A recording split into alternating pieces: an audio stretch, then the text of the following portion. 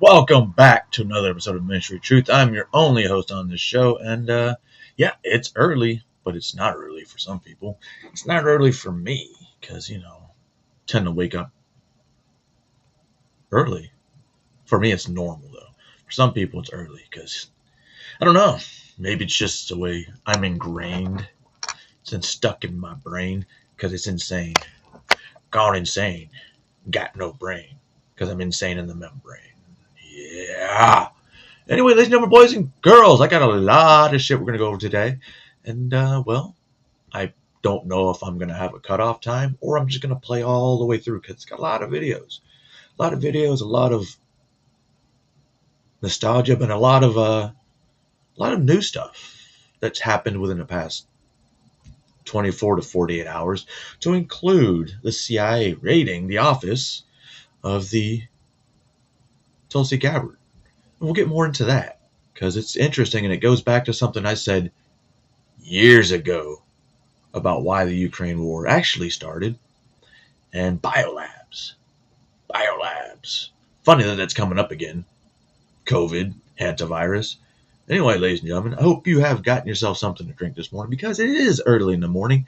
I still haven't got to my energy drink yet, but I do have my coffee. Very good. Very evil. I believe it's some cold brew with Italian sweet cream. Not too much, just a pinch. It's good for you. Tastes great. Whoa, did I just... Nope. No, I didn't product placement anything there. I didn't.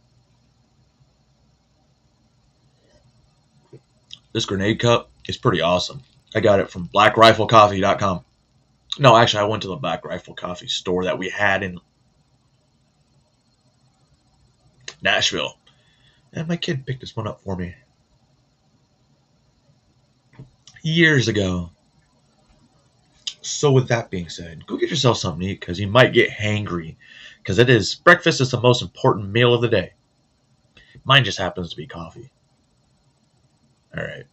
Well, now that we're all here, we're going to take this back to, I believe, this was late 90s. Well, obviously it was late 90s. I'm going to think this was more early 2000s. I'm thinking it's because I might have been in Korea when this came out. Anyway, ladies and gentlemen, this is your flashback for your viewing pleasure and mine. Because you know what? Everything changes in you.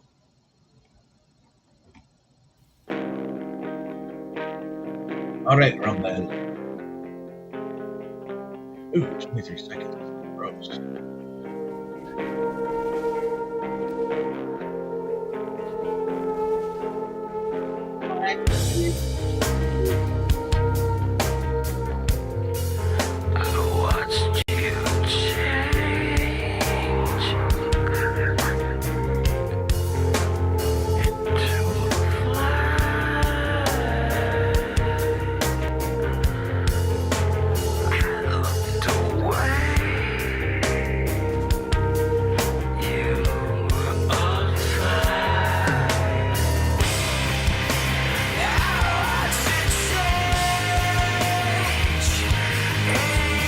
I ain't gonna lie though, I never knew there was a music video for this because back in the early 2000s, it was all, oh look, a DVD or CD.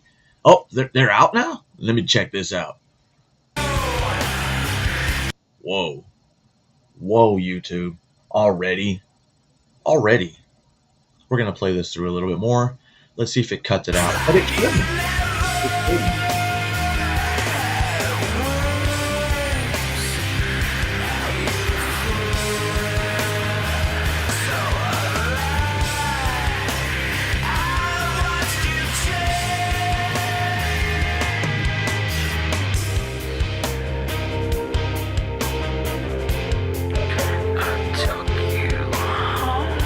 Little than halfway through to get you ready for the morning because YouTube doesn't want me to play that. But since we're back in the real reality again, where YouTube may not censor this, let's get back to some nostalgia. Yes, I love these nostalgia videos, and guess what? You're gonna fucking listen to them and watch them unless you leave, because I just told you what you're gonna do. Whatever, leave. Leave! Let's head back to the early 80s, 90s, and 2000s. By the time 2000s came around, I was already an adult. And I was already deployed at least in the 2000s. 3 times? Honestly, I don't remember this. Maybe I did, but I didn't use it.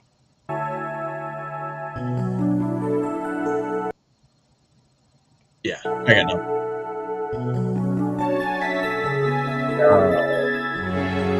Yeah. What were those for? Oh, were those for bingo?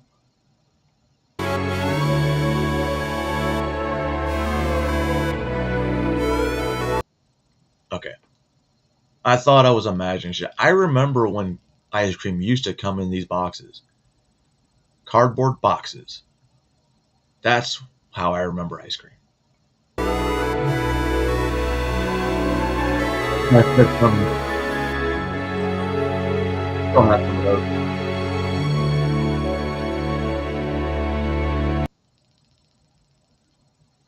I wonder how many will get this one. Always take the cherries first. Every Sunday. Barely remember that.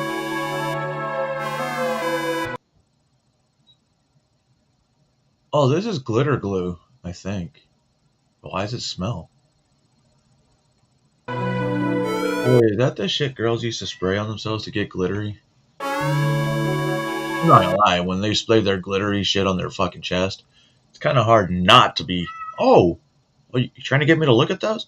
Well, you just doubled down on it, so I guess so.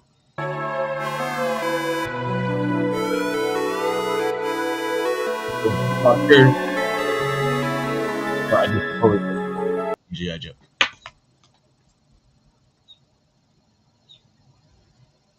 Hold on a second. My cats are being stupid and I need to fix something. Yep. There we go.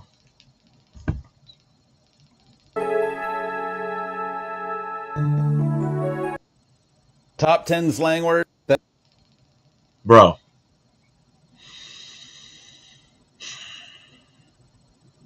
I'm guilty of a lot of these words, by the way. That only Gen X used. Part 2. Number 10. Grody. I never myself used that, but I had a girlfriend who used to use it. Leah. I'm not going to say her last name because I remember it. And that was 7th, 8th grade. Or Grody to the max. Number 9. Stoked. Still use it. Still use it to this day. Number 8. Bummer. Yeah, I don't think I use it as much. Or bummer, dude. Number 7. Sick.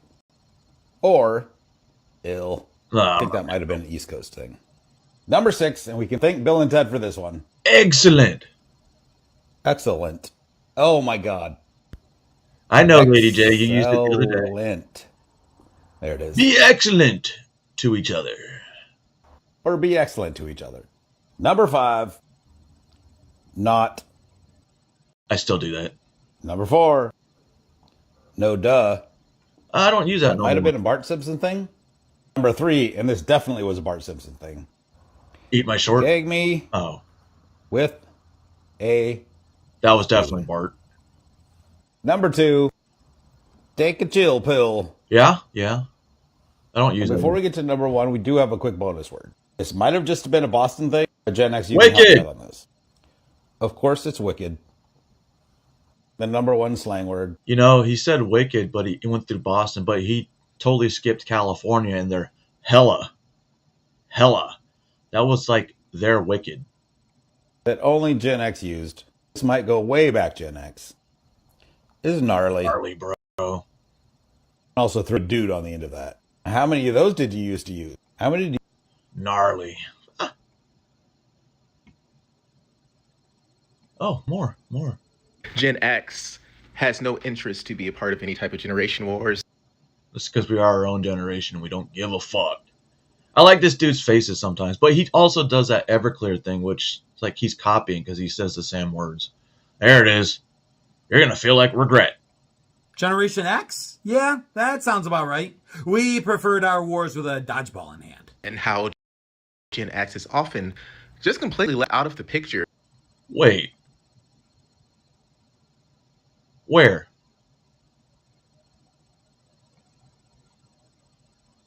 Yes, they left out, but is it being let out when we already RSVP'd no? When people talk about generation wars, they usually go millennial versus boom. That's what I said. It's been hella since I can remember. And being in the Army, I had people from all over the country. So, what was his name? Duncan. Last name was Duncan. He used to say hella every fifth word. Gen Z versus millennial. You don't hear anyone mention Gen X. Well, in order to mention us, they'd have to remember we exist. And How come I can remember names and faces from like fucking almost 30 years ago, but sometimes I can't remember somebody I see. Like yeah, I have a hard time remembering names. Faces, on the other hand, or nicknames. Nicknames. I can definitely remember people by nicknames.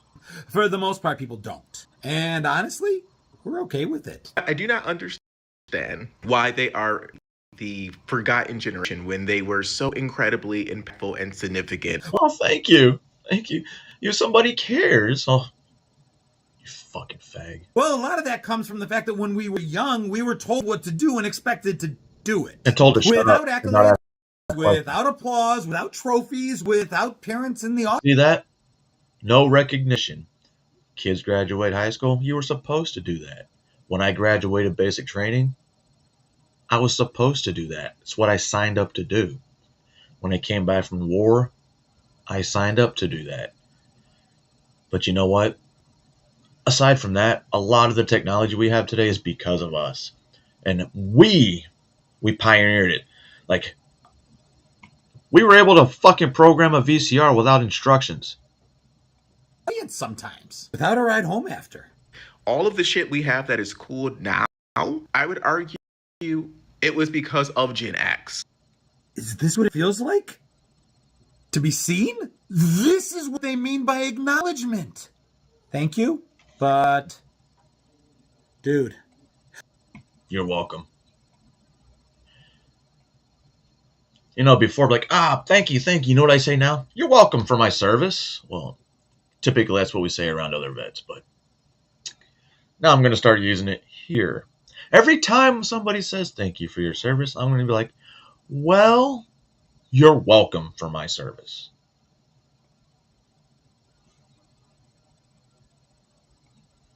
All right. It's my girl. It's my girl, Savannah. Savannah. Perfect combination of Mexican and Filipino. Well, if you guys missed it, on April 11th, I was brutally attacked multiple times by an entire family. Yeah, I'm here by myself. Stop. Okay. Stop. Don't touch her. Leave me alone. Sorry about the whistles.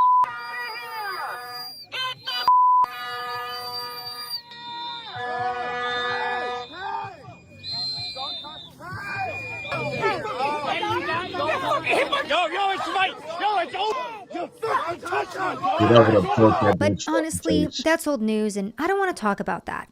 I want to talk about what has happened after that. Because to be quite honest with you, if you had told me that I was going to get mobbed and assaulted for simply standing on a public street, and then the family who did it was going to go on a media tour to lie about what happened, and then their daughter was going to try to raise funds off of beating me, I would look at you like you were crazy, but that's exactly what happened. That's what happened. Now, I just want to start this video off by saying that I'm sorry it took me 4 weeks to actually make this. It has been an incredibly... Has it been that long? It happened? Trying time, and I've been dealing with a lot behind the scenes in regards to, the legal side of this, the criminal side of this, and also just a quick update on everything. This family has been federally indicted. Now, the family we're going to be talking about today, if you haven't been keeping up with this story are Chris Diana and Paige Ostroushko. The FBI and DOJ actually did act very quickly on this. They brought it before a grand jury, and that grand jury did find probable cause to bring charges against all three of them. Now, on the state level, however, a very different story, and to give you guys an update on what's been happening on that front, the Hennepin County District Attorney's Office is only bringing charges against Chris Ostroushko for misdemeanor. Now keep this in mind, this is Minnesota. So had the roles been reversed, completely different story. They would have been arrested and they'd probably still be in jail. Assault. Their office stated that due to insufficient evidence, they are declining to bring charges against Diana and Paige Ostroushko in this case, despite the fact that we all watched in 4K Ultra HD as they brutally assaulted me multiple times as I was walking away. And even further, Diana even admitted on camera to assaulting me. Oh, did you tackle her? Get your ass out of here. I tackled her when I ran. I'm like, I'm getting out of here before the cops come. Good job, Mama. Good job, Mama.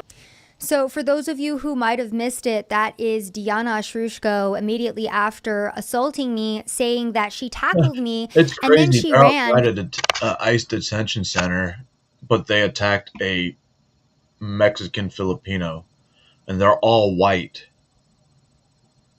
That's weird, right? Before the cops could get there. And then another protester is gleefully cheering, "Good job, Mama."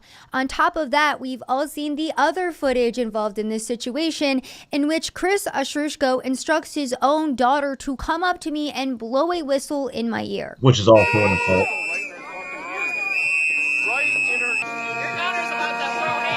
Well, because the girl's trying to do shit to her. I told my daughter to go blow it. Okay, so that's a little bit of what I was dealing with on that day. And like I said, we're going to be talking about the aftermath because watching this entire family go on a media tour and state that they are the victims in this situation, it's And been ripped it quite off of frankly it. difficult to deal with. And this situation has just been difficult to deal with as a whole. And it's why it's taken me so long to make this video, because not only has the physical healing process been quite a bit because I did get a concussion from this, but the emotional side of things has been a bit difficult, to be quite honest with you. And then to watch Paige Ostroushko immediately after attacking me go onto her social media accounts and essentially laugh and brag about the fact that the Hennepin County DA What's funny, she got kicked off her college soccer team. hadn't arrested her after was quite frankly insane. And then came the media tour by Chris and Diana Ostroushko, in which they state that yours truly was actually the problem here and that they are the real victims in this. I'm sure you guys have seen this footage, but again, I think I'm just truly baffled by it and the aftermath, because this is still ongoing, my friends. This is a little bit older. This has been a developing story, but there's still more that's ongoing, which I was not expecting. So this was the first interview from Chris and Diana after they mobbed and assaulted me. You say it's categorically false if anybody says that you guys are violent people. We are absolutely not violent people. Bullshit. In fact, we tend to shy away from it. At that moment, when you pushed her in the back, yeah. you This did is a fucking liberal podcast, by the way. that out of fear because you were protecting your family, and you are saying that your daughter and your wife were assaulted. Is that a fair characterization of your story of what took place? I believe that's a fair characterization. I mean, you said it, and I that's what I believe, and I just wanted her to leave. That's all I wanted. So, again, the thing that he wanted to stop was me being present on a public street.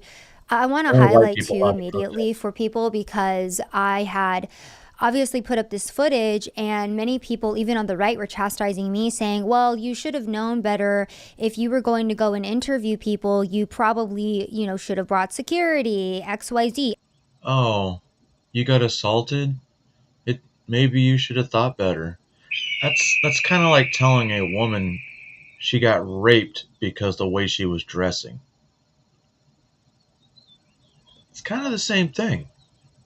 Both cause bodily harm, but both blame the victim.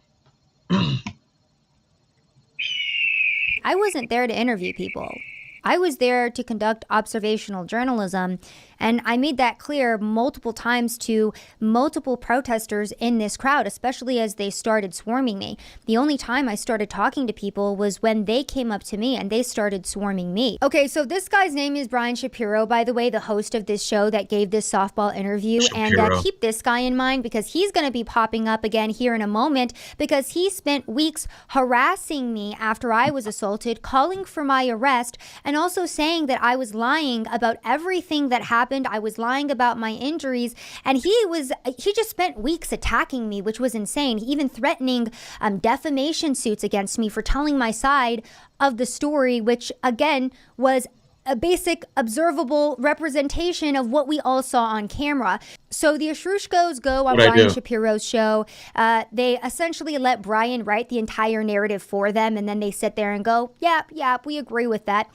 And then they go on OAN because at this point, I want to say about a week had passed, and the public was very upset watching this footage. It's a little overwhelming, and makes me second guess even living in this country, to be honest with you. Come on. That seems like the exact opposite of what they should be doing. Knowing damn well that these guys are guilty. It's all on video. Numerous videos.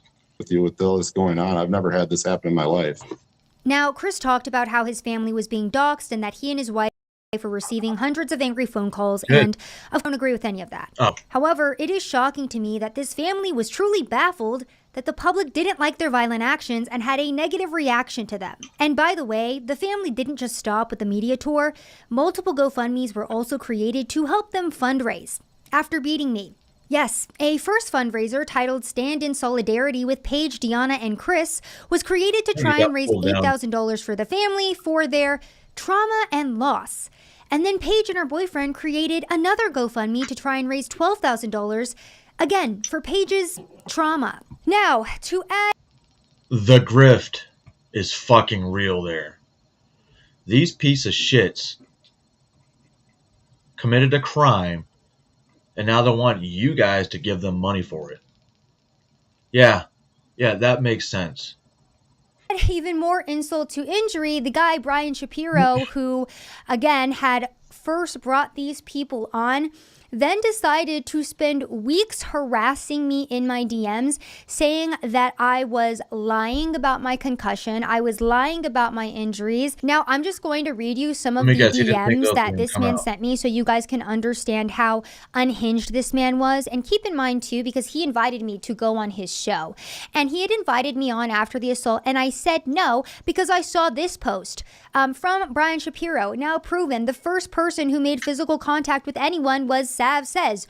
Arrest her immediately. Again, I have on camera this family because it was Deanna and Chris who were shoving me and getting in my face. It was Paige who kept coming up to me multiple times.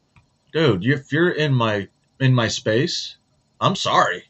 I'm gonna make space. Especially in a situation like that. I need room to swing. To blow a whistle in my ear and shove me. They touched me first, despite all of us watching the same exact footage. Brian calls for my arrest and then tries to get me on his show, and then when I said no, this is what he was saying to me. I just blasted you on OAN and Fox. I hope your fake concussion is okay. He then goes on to try to guilt trip me and state that the family is receiving death threats. They lost their jobs. They're getting threatened and their lives are ruined, as if that was my fault. Again, I don't condone violence against anybody, which is why even in that video, I was trying to continue to diffuse the situation despite being attacked multiple times by walking away, by stretching my arm out to say, hey, let's create space, enough. Stop, please. But despite all of that, this family would not have it. And despite everything we all watched, you have Brian Shapiro in my DMs saying that I'm an imbecile, calling me a fucking grifter, a moron, saying that I'm a fake journalist, saying that I am faking my concussions and injuries. This is the same guy who wants me to go on his show and talk to him in a good faith debate. So that's Brian Shapiro. Not only did I have the entire family doubling down on their narrative and trying to raise funds off of assaulting me, but then you have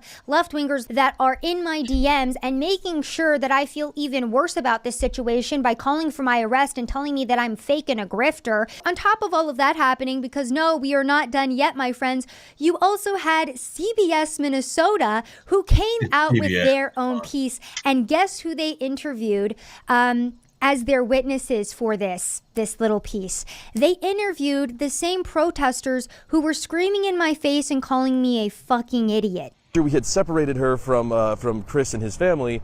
She wanted to go back. The impression that I see, Lady J. J. Not true. I did not want to go back. With my Every single personality, time I turned around to walk away, I was assaulted from you get 2 behind. chances. That's why I Maybe realized 3. I had to stand my third ground, time, because every single time I not gonna turned lie. around, It's like I was baseball. assaulted from behind.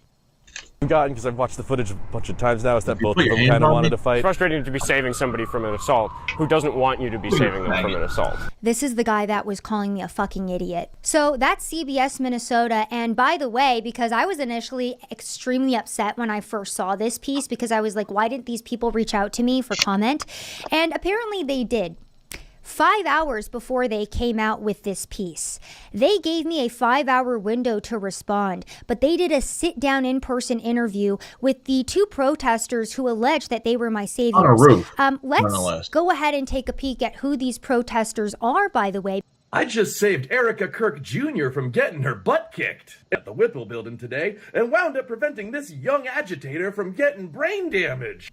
This is Savannah Hernandez from Turning Point USA. She came all the way here from Texas to challenge protesters to a good old Kirkian debate. Again, I was not there to debate anybody, and Why does this he is talk? through CBS Yo, Minnesota. maybe that'll help me catch on if I just keep talking like this. Well, I think I have my own, but it comes out occasionally when I go on my rants. Decided would be a great But I should interview talk like this. regarding what happened that day. And she was not prepared for Minnesota. Multiple people here personally knew Alex Preddy and Renee Good, so you can forgive them for being a little bit offended that you came here to argue in favor of the people who had their friends killed. Never make fun of people dying. Not. Again, was not there to argue anything. I was standing on the street. At best, that's just very insensitive. I'm not happy that people attacked her. That was very rude. She should be allowed to safely say whatever Kirkley nonsense she wants. However, talking shit will inevitably result in getting hit. And she got hit. I was here to observe. I wasn't here to Oh, I want you guys to pay close attention to this clip as well. anybody because I know that people do get agitated. So I wasn't up here trying to talk to anyone. This is all you guys. Wait, if you were trying to observe and not agitate or talk to anyone, why did you go into the center of the crowd, talk to people, and say agitating things? So again, this is how the left wing operates, and it is so frustrating to watch because they will literally mob you as you are standing by yourself and then state that you walked into the crowd. They will come up to you and slam you to the ground and ask why you punched them first. They will scream profanities at you and then ask why you're responding to them. They will come up to you and ask you questions, and then when you respond, say that you're interviewing them. And the media, who is so complicit in covering up this type of violence across the nation, will then go and interview the same people who were calling you a fucking idiot and are now making content laughing at what happened to you. That's where the country is currently at. And by the way, just to give you guys an idea of how bad this assault was, this guy's name is Andrew Mercado. He is a very prolific left-wing streamer. He put this out immediately after everything happened, basically detailing that he thinks that I'm a propagandist and hates me, but despite that, admits that I was filming and not engaged. Dude, you're calling her a propagandist? You're a podcaster. You're a propagandist. I'm technically a propagandist. With anybody. Not an influencer. So despite multiple left-wingers coming out and denouncing what the Ashrushkos did, stating that it wasn't okay and stating that there was no need for that type of response, this entire family still tried to raise money off of it and then go on the media and lie. I wish we could stop there, my friends, but the story isn't over yet because apparently Chris and Deanna have another daughter, and her name is Desiree Ashrushko, and they are now suing her. You notice the one that's not a fucking liberal? is the hottest one. The other sister, ugh. The mom looks like she got hit with a fucking dump truck full of cinder blocks that just happened to pour over on top of her. Because she publicly condemned their attack on me. Now, the day that I was assaulted, Slimer from Ghostbusters, she put out multiple statements basically stating that she is Chris's second daughter, and she has experienced firsthand how he has publicly and personally put her down simply because she doesn't align with their beliefs. Yes, can't call me an influencer because I'm not influencing anybody. I'm spreading my propaganda. And when I was reading her statements, my heart sank, because if these people were willing to be this violent in public at 2 p.m. on a Saturday with a bunch of cameras around. What they did to their daughters kind of really fucked up when she came out to talk about them. Yeah, so they helped her get out of a bad situation, and now they want money in return because she came out and said that their families are full of shit. What has this poor girl experienced behind the scenes? And for publicly coming out and condemning her family's actions, Chris and Deanna actually have brought forward a lawsuit against her. Apparently, they lent her $1,000 as her parents. Yo, this is where it gets different. To help her get out of an abusive relationship, and because she came out and publicly stated that she did not agree with her parents' violence, they have now decided to sue her for that money. Now, in response to this lawsuit from her family, Desiree did start a GoFundMe. I shared it yesterday, and we were able to raise not only the amount that she was hoping for, but even a little bit extra for her. So I just wanted to provide you guys with that update on, again, how this case has evolved. It has been absolutely insane. I really thought that, you know, after the assault, things would kind of die down, but to watch the media tour, the bought $1,000. Paid back $1,000, but made $1,400 or $14,000. That's a pretty good return. GoFundMes, the lawsuit against their daughter now simply for speaking out against political violence. It has been absolutely insane to live through. And again, on a personal level, not only is this family going to be facing federal charges and the father state charges, but I have also brought forward a civil suit against this family because I did make a promise after they attacked me. I said, remember, all you need is 51% to win a civil suit. She's going to win. Deanna and Chris Ashrushko, I am going to utilize every single avenue possible to make sure that you do not get away with this. I am tired of being a punching bag for anybody in this country that thinks that political violence is okay. Because, by the way, my friends, this isn't the first time that I've gone through this. This is the second time that I've been violently mobbed. Back in 2020, I was covering the BLM riots in Austin, Texas, and I was violently assaulted covering those protests as well. So I'm exhausted with the political violence in this country, and I'm going to do everything that I can to make sure that this family is held responsible. And I am looking forward to seeing all of these charges and all of these lawsuits through to the very end. I apologize that it's taken me so long to make this video. Oh, she's gonna win. She's gonna win big. And hopefully those federal charges stick. And you know what? Still got to go to court in Minnesota. So what'll happen for those federal charges? Probably nothing. Probably a fine. Probably restitution. But then a civil suit's going to get them, which is going to be even better. In my opinion, now we're going to head over to Maryland. And this is a fucking sick and disgusting situation. And both of the males involved need to be drug out into the street, naked, drawn and quartered. And then spread to the winds. A horror for a 17-year-old girl, and some of it took place in this motel right in Aberdeen. According to charging documents, this girl looking for a ride using Snapchat when she was picked up by two men by the way, and raped at gunpoint for hours. We want to warn you, what you're about to hear is certainly disturbing. Harford County community reporter Ashley Paul has the latest on this case tonight. A 17-year-old girl lucky to be alive tonight, but the trauma she faced over the weekend will likely stay with her forever. According to charging documents, the girl used Snapchat to look for a ride from her location. Not to blame the victim, but who the fuck goes to Snapchat for a ride. Like, does she know these people? In Prince George's County, she arranged for two men who she did not know Never to mind. pick her up, and she told police that the conversation immediately turned sexual, despite her clearly telling them, quote, she wasn't seeking sexual activity, end quote.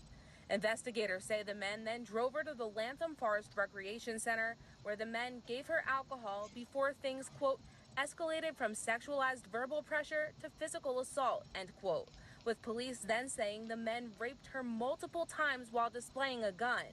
Tonight, those men are identified as 24-year-old Giofredo Santos Bernal of Parkville and 27-year-old Miguel de Jesus Pineda Lopez of Baltimore. Are they legal? An illustration of the predatory nature of individuals that are out there looking for people that are vulnerable. The nightmare continued from Prince George's County into Harford County, where Captain Will Reiber with the Aberdeen Police Department says his officers got involved. According to the charging documents, after making, quote, several stops throughout the night and early morning, end quote, the same men booked a hotel room at the Red Roof in Aberdeen and allegedly raped the same victim several more times. The girl told police she, quote, was still fearful that she would be shot if she did not comply, end quote. When the men finally fell asleep around 2 p.m., police say she was able to escape and seek help with the Aberdeen police officers who just so happened to be helping a family in need at the same motel. The victim appeared to be disheveled, emotional, and our officer took it upon himself to go over and have a conversation with that juvenile. After learning about the allegations, police immediately set up surveillance on the room, and when the men finally left, police initiated a traffic stop and took them into custody. Evidence, including the gun, was collected from their car and hotel room. The girl, while traumatized, according to Captain Reiber, is expected to be okay. You're a juvenile, you're alone, and you're in an area that's unfamiliar to you, and you've been threatened with a firearm. So these are all things that were very shocking. Santos, Bernal, and Lopez are charged with rape, assault, and use of a firearm in the commission of a crime and are currently held without bail. Aberdeen police are asking anyone who may... That's insane. Here's an old farmer. I don't know what to say other than these two, like I said, drawn and quartered, butt naked, maybe with a giant dildo shoved up their ass, just for shits and giggles. However, shove that shit up there dry, right? Do it. You know what? If you won't do it, I'll do it. They're already being set to be drawn and quartered. Just shove that motherfucker in there, no matter how long it takes, all the way to the hilt. The biggest fucking dildo you have, the fattest dildo you ever had. Just shove it up there, right? And leave it there. And let them sit there. Oh, we can make this a week-long process. We can sit them there and sit them on top of a washing machine that's got an uneven load. See how much they enjoy that.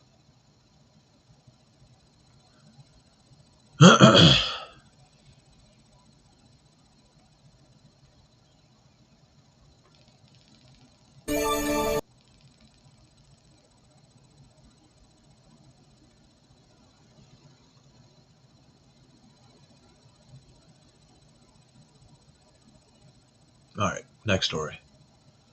This one's from Virginia, Loudoun County.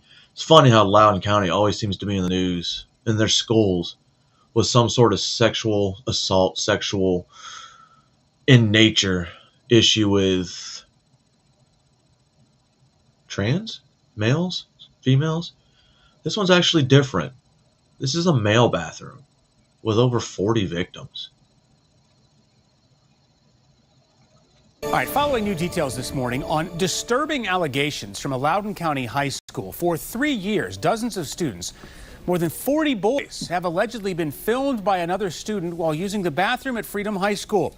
According to several 7 News sources, administrators knew what was happening and didn't do anything about it. Let's get straight out live to reporter Liana Golden in Loudoun County. So, Liana, what do we know and what have we heard from district leaders? Well, Adam, good morning. We're live at Chantilly at Freedom High School, where these concerning allegations have been coming from for 3 years. 7 News has been trying to get answers directly. 3 fucking years kids have been complaining. 3 fucking years. And now they say something, or now the school acknowledges it? Why? Why after 3 years?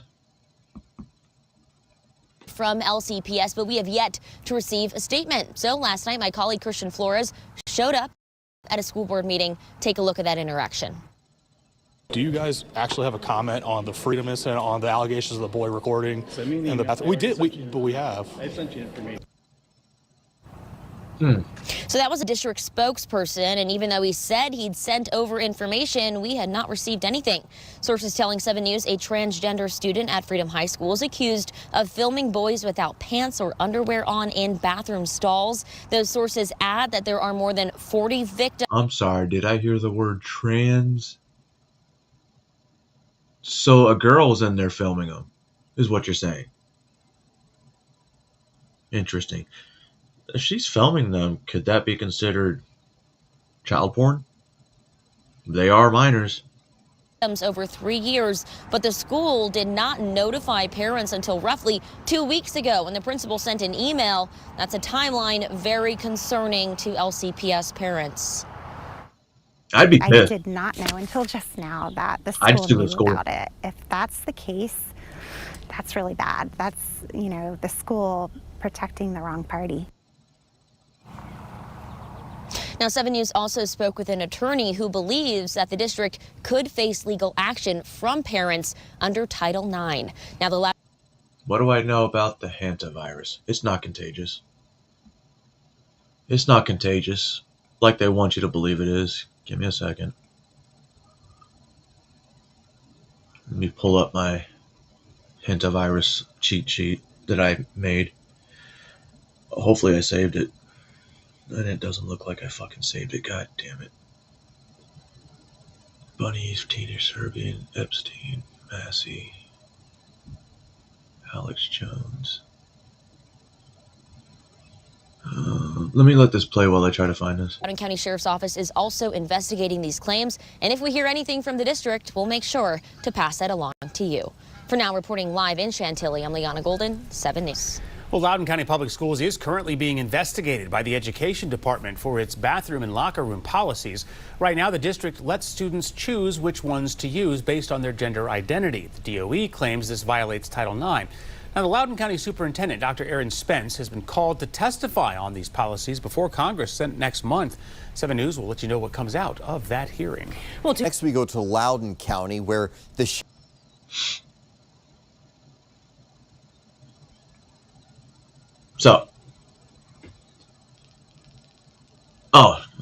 good on you for refusing those vaccines.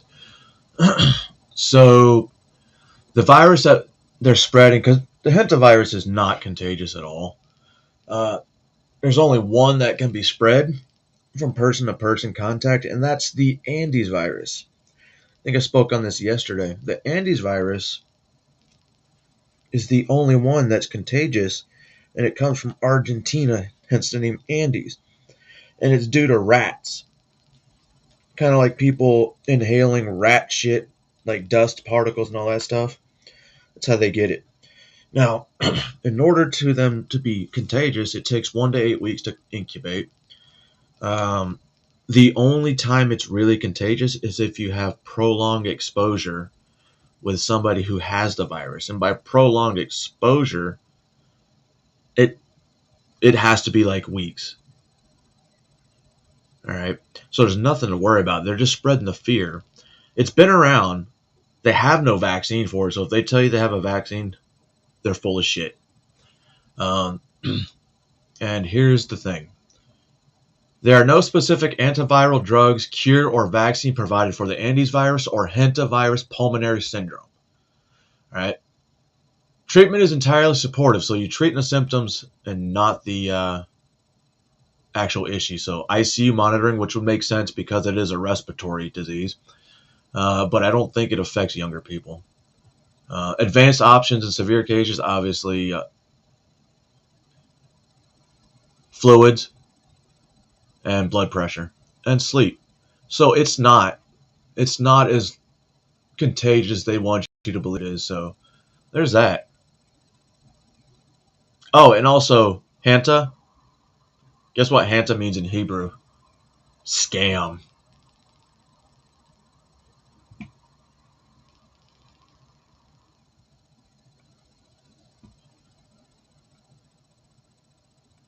Sheriff's Office tells 7 News that they're investigating unlawful filming of kids in school bathrooms. 7 News reporter Nick Minock broke this story for us on WJLA.com yesterday, and he's been working on this story for weeks now. Yeah, absolutely. He joins us live from Loudoun County. Nick, what else are you learning about these accusations? Hey, Scott, right now I'm outside of Freedom High School in Loudoun County, and multiple sources... Now keep in mind, when I send you all this stuff, it's going to have me asking questions to get down to where I wanted the actual answer. So you're going to have some reading. Tell me, this has been going on for 3 years, and the school knew about it. A Freedom High School student is accused of recording boys without their pants and underwear on while they were using the bathroom at school. Multiple sources tell me the student is transgender. My sources add this student has been using a phone to record naked boys underneath bathroom stalls for 3 years. More than 40 victims are involved, and school administrators have known about the situation for much longer than the school is letting on. It's heartbreaking.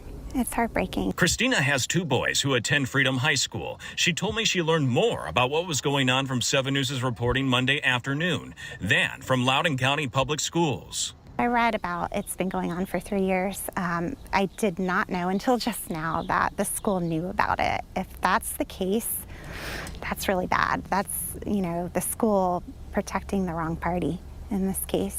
The school principal sent 2 emails to parents, one last week and one at the end of April. But the emails don't mention all the details from 7 News' reporting, such as there potentially being dozens of victims and how long this has been going on. Instead, the emails said in part the school was aware of a report alleging that a student recorded another student in the bathroom. Loudoun County father and attorney Ian Pryor told 7 News LCPS could face legal action from parents and students. Are we to believe that this kid was getting away with it 40 times and only on the 41st time it was reported to school administration?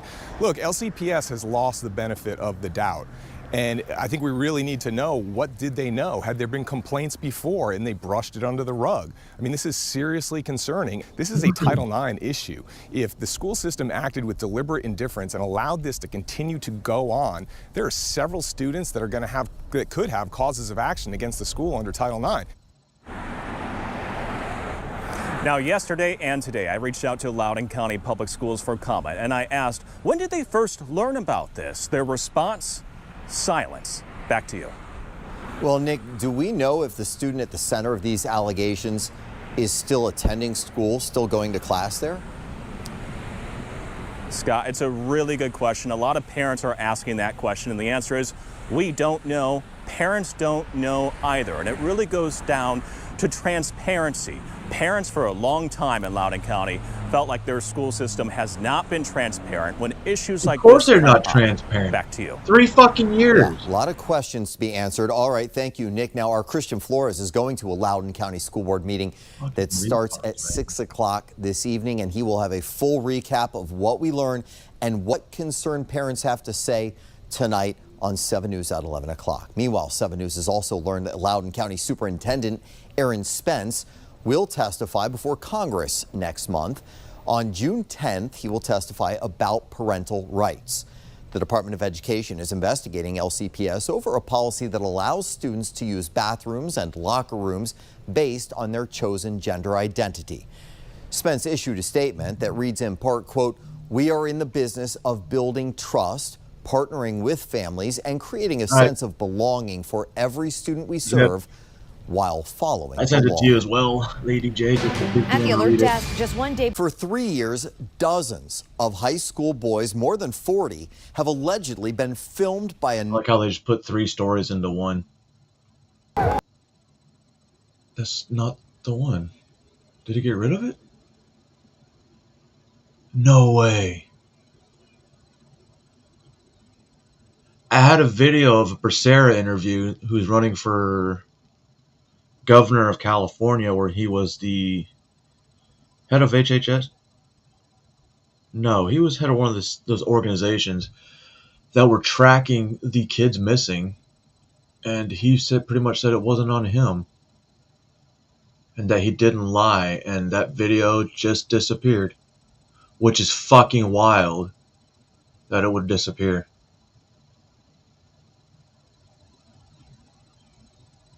Huh.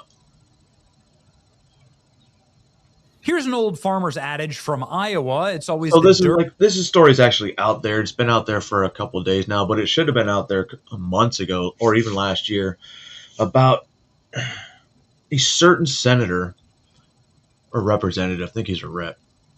I don't know. That a lot of people think is really, really, really good as far as for America. And I used to follow him, support him, and his buddy. What's this?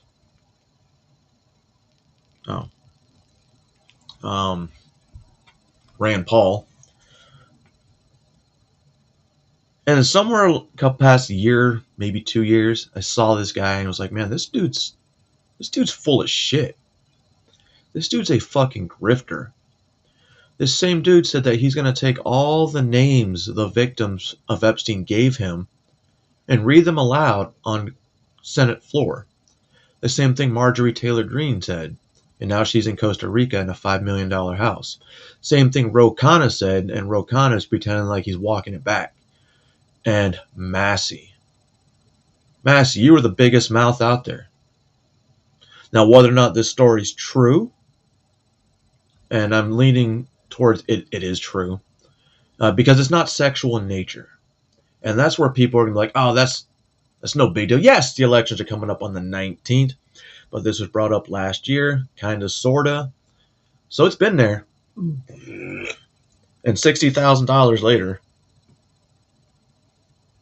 Dirtiest, filthiest pigs that squeal the loudest, and Thomas Massey is a pig who's been squealing, calling. By the way, Thomas Massey gets a max donation from an individual or a PAC from an Arab who happens to max out donations to AOC, Ilhan Omar.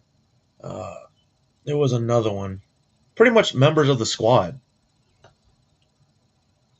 No, wait. So he's getting money from a Arab PAC? Arab American PAC, I'm sorry. Still Arab. President Trump's administration, the Epstein administration, constantly banging on about the Congressional Slush Fund. You know who also did this? Eric Swalwell. Oh, victims, victims, victims. Oh, these poor women. Meanwhile, Eric Swalwell straight up drugging and choking women. It is so weird that nobody in Congress has brought this up. They're shying away from it. Oh, it's just political election interference. It's funny. Imagine what would have happened if they had released that Biden laptop right before the election like they were supposed to. Women up in his hotel rooms, has like a staffer list as long as my arm of staffers that say that he committed sexual assault against them. It's like 50 different charges against him. Had to drop out of politics, drop out of the governor's race. This is not over sexual assault. It's over abuse. Entire life up in flames. GOP lawmakers demand release of Congressional Slush Fund list. Hey, anytime I see Marjorie Taylor Greene now, I automatically just think Code Pink. She has massive tie to Code Pink. Code Pink is the people that were protesting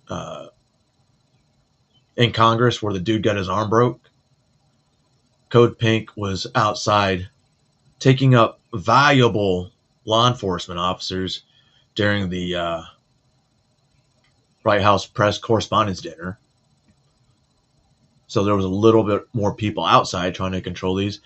And they weren't exactly being cooperative.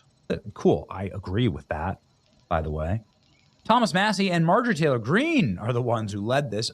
Marjorie Taylor Greene resigned from Congress and fled America, now lives in a $5 million Costa Rica mansion. Very American. What's she trying to say was only a trip? But the thing is, her boyfriend / husband, I don't know what he is, used to work for, it was either News Nation or Newsmax or one of those fucking channels, pro-Trump channel news sources, and he just abruptly quit. He was a White House press correspondent for whatever fucking outlet he works for, and I quit. Right in the middle of a segment, he's like, yeah, I'm quitting. And then magically, like a couple of days later, they moved to Costa Rica. Why? With all these arrests coming out and all these people getting charged, it's weird. Entered Congress with very little money and then left with tens of millions. If this been anyone else but Thomas Massey, this would be a bigger story. Omar, same thing. Ilhan Omar wants to create a new political party with Marjorie Taylor Greene. Isn't that convenient? Thomas Massey, also somebody who's calling for the release of What do you think? Sexual assault claim. If y'all didn't watch Salty Cracker's stream yesterday, he went off on Massey, kind of like the same way I do. Especially when it comes down to being a grifter and a liar. Well, here it is. Here's his dream come true. Thomas Massey, who never votes with the Republicans, who always votes against President Trump, who in a razor-thin minority is the #1 vote that Democrats can count on. Thomas Massey voted more with Democrats than he voted with Republicans Which is true. this cycle. He's up in a primary in the next week. It'll be really nice to see him lose. I want to see him lose. But Thomas Massey, by every definition, is functionally a Democrat. So you should either switch party or lose. But now he's losing in a very big way online because my entire feed is this story and this GIF, Thomas Massey disappearing into the bushes. Why? Because Thomas Massey was having an affair with a woman named Cynthia West. He was abusive with her. She was scared of him, and Massey tried to bribe her with campaign funds to be quiet. I have her sworn video testimony. Massey must withdraw. You know how they have that slush fund in Congress? He went around it. So he was trying to make sure it wasn't tracked. Why use that slush fund when you can use campaign funds? Or did he pay out of pocket? Either way, $60K is not exactly chump change. From the race. Oh, no. So here is a video that is gone thermonuclear online and allegations against Thomas Massey. You know, it's almost Thomas Massey get the using campaign funds to pay off in their laptop. Girlfriends that went bad. It gets darker than that. This is a crazy story. Here we go. Apparently, Thomas Massey was smart enough to not use campaign funds for his proposed hush money payment. Good for you, Thomas Massey. Here he is talking about not using campaign expenses for his slush fund. Oh boy, why is this? I don't think this is real. Going viral? This kind of sums up the allegations. I'll play you the video in just one moment. Thomas Massey posting photos on his Tinder. My beloved wife was my everything. She passed away an hour ago. Life is short. Liberty is shorter. She'd want me to be happy, probably. Now I'm single and constitutionally ready to mingle. Christian, conservative, off-the-grid romantic. I love America, my cattle, raw milk, and a woman who respects the Fourth Amendment. Swipe right if you're Come on, you can't tell emotionally available before the funeral. Why people are making this joke is that it's very dark, but the timeline doesn't match up. And I would never make a joke about somebody's dead wife. This is not the channel for that. I would do my best to keep above board here. And it's funny they're saying this happened. If this bitch has receipts, I want Massey to resign within minutes. You know, believe all women until it's against you. Well, yeah, I can say to a certain point when you know people are obviously lying. But this is what Thomas Massey did. Literally right after his wife passed away from what I believe is cancer, some horrible disease. We never wish ill on anyone. It's horrible, and we shouldn't laugh at it. But Thomas Massey married very started apparently seeing someone right after, literally right after his wife died. Thomas Massey's allegations are serious. The accuser has the receipts. There are messages, calls, trips, NDAs, promising $60,000 for silence. He allegedly got her a job in D.C. Working for another member of Congress. She claims that he wanted her to engage in behavior that she wasn't comfortable with and became emotionally abusive when she refused. She also claims that Massey offered her $5,000 to drop the initial complaint, and $60,000 offer came later. On its face, had the allegations been emotional abuse only, I don't think it rises to unfit for office. However, the payment for silence is very troubling. Will Thomas Massey step away? These allegations have been public for almost 12 hours, and now Thomas Massey hasn't denied a single thing. His office is posting about other things, hiding replies, though. Yeah. Democrats had the story and probably used it to force Massey to do their bidding. No wonder they shilled to keep him in office. I encourage you to watch the full thing, okay? Here's like a little interview with the forms or identify any evidence or identify witnesses. Yeah. Now, people are going to use the excuse, well, she's known to file lawsuits like this. She's filed one. And it was for her ex-husband, which was obviously denied. Did you comply with all those requirements? I did. And in the course of filling out those documents, did you by any chance list Thomas Massey as a potential witness? I did, yes. How did he react to that?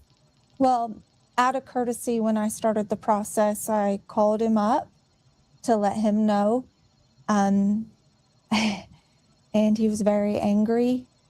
And he said, you're just one person, that you can't make a difference, that you need to just walk away. And then he had $5,000 that he said that he would give me if I could just walk away. You know what? Aside from the money, that sounds like you could see Massey doing, in my opinion. I could see Massey doing this. Did he offer you a check? No, he has cash. So it's part of his cow money, right? It's his non-traceable money. Cow money, huh? No, wait a minute. That's a new one. You said it's part of his cow money? Yeah, because he's got cows. He sells cows and gets cash, and he keeps it kind of. Yeah. He doesn't report it? So what you're saying is he isn't paying the taxes. That makes sense. It's Thomas Massey, and the Fed. Okay, I can't be mad about that. He's hiding it from the government. However,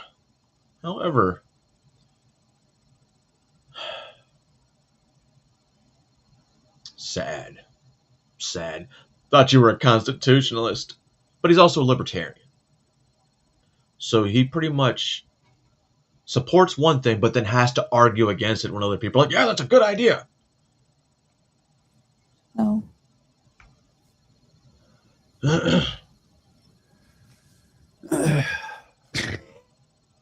Sorry, I'm not trying to laugh at this. This isn't going away. Wait, it's part of his cow money? Again, I encourage you. I'm not going to play the full video for you. I'm showing you the accounts upon which this full video is.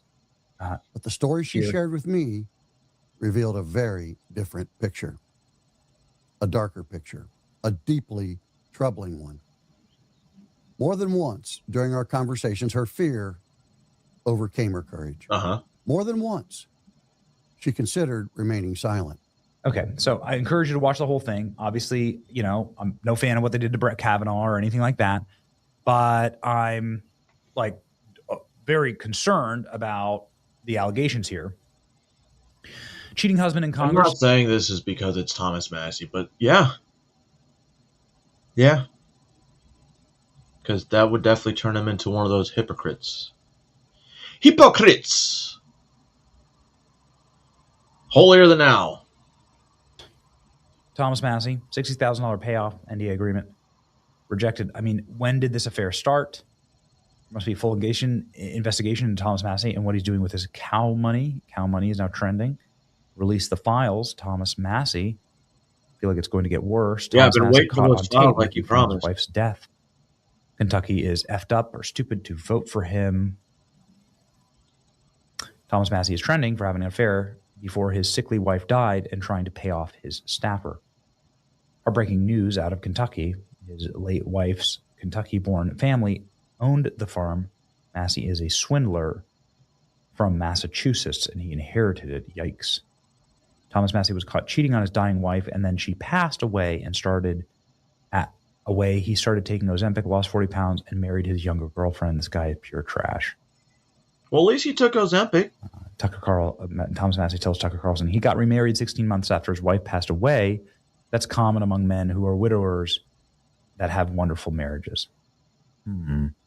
Anybody surprised that the two loudest voices in Congress trying to link President Trump to the Epstein file turned out to be these two perverts? How did they get a picture of him looking like a retard? That's a baller photo there of Eric Swalwell.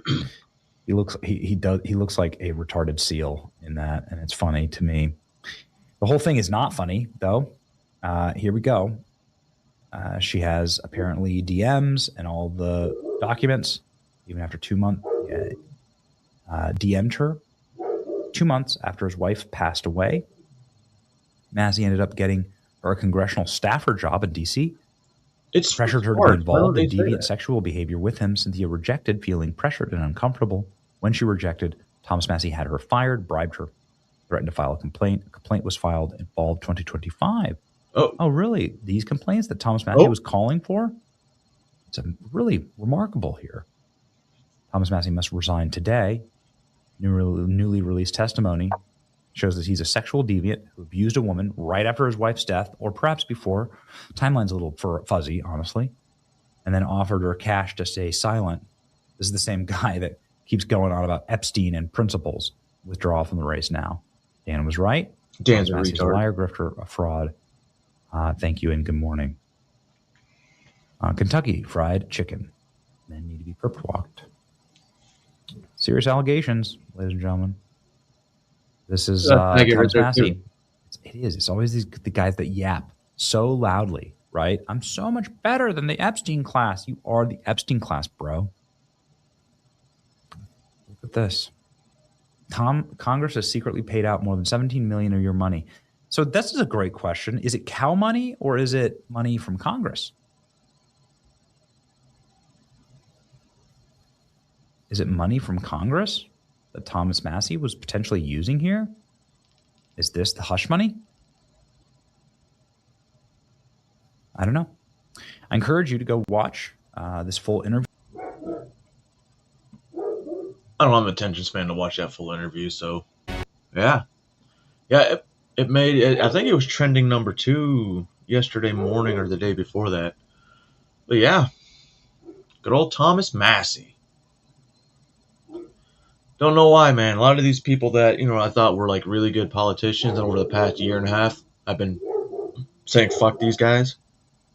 And it looks like it's been for a reason. I don't know. Seems like they claim to be America first, but in reality, they're not. They talk a big game.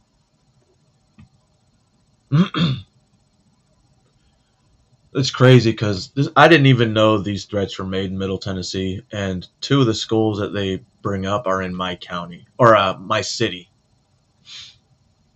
And it would have been nice to know this. I mean, my kid's school wasn't affected, but still. 2 in our county, or in our city. Come on, CMS, CS, whatever the fuck it is. It's like an alphabet thing. Should send a message out to parents. You send a message out for stupid. You're like, oh, your son hasn't ordered a yearbook. At least half a dozen schools received threats this morning across the mid-state. Law enforcement is now investigating. The Department of State Homeland Security believes these threats were hoaxes. Welcome to News 2 at 4. I'm Tori Gessner. Endel has the day off. News 2's Nikki McGee has more from a cybersecurity expert. Which part, Zippity? You got to remind me because I was in rant mode. Who fears the prevalence of these threats will keep going up. Monday morning, law enforcement across Middle Tennessee rushed to respond to various school threats. In Williamson County, Franklin police reported a bomb threat called into Franklin and Page High Schools. That's in addition to Rutherford County schools placing Smyrna, Laverne, and Holloway High Schools on lockdown from what district officials called similar threats to what schools in other counties had received. Just one person or even a small group can automate these technologies to target dozens of schools across the country. In addition, in Montgomery County, Clarksville and Northwest High Schools were placed on 15-minute. You'd think. But most of the times I find out shit before they even tell people through my kids. Like, they still haven't told people they were having fentanyl overdoses in the middle school and high school bathrooms 3 years ago and last year, to where the ambulances were called. Lockouts after what the district called hoax calls. Those reporting someone banging on a dozens of schools across the country. In addition, in Montgomery County, Clarksville and Northwest High Schools were placed on 15-minute lockouts after.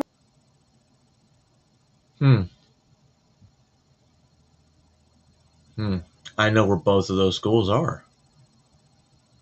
Glad my son doesn't go to them, because his school is actually better than both of those other schools. Probably one of the best in this city. I don't like how I didn't know, and I had to watch YouTube to find out what the fuck was really happening. Crazy, right? Just like that dude Chud the Builder. When that shooting happened in front of the courthouse, my daughter was actually on campus, which is like a block away from the courthouse. And she was wondering why there were so many police. What the district called hoax calls. Those reporting someone banging on exterior doors. Heading west, Jackson police also reported a hoax bomb threat at Jackson Central Mary High School.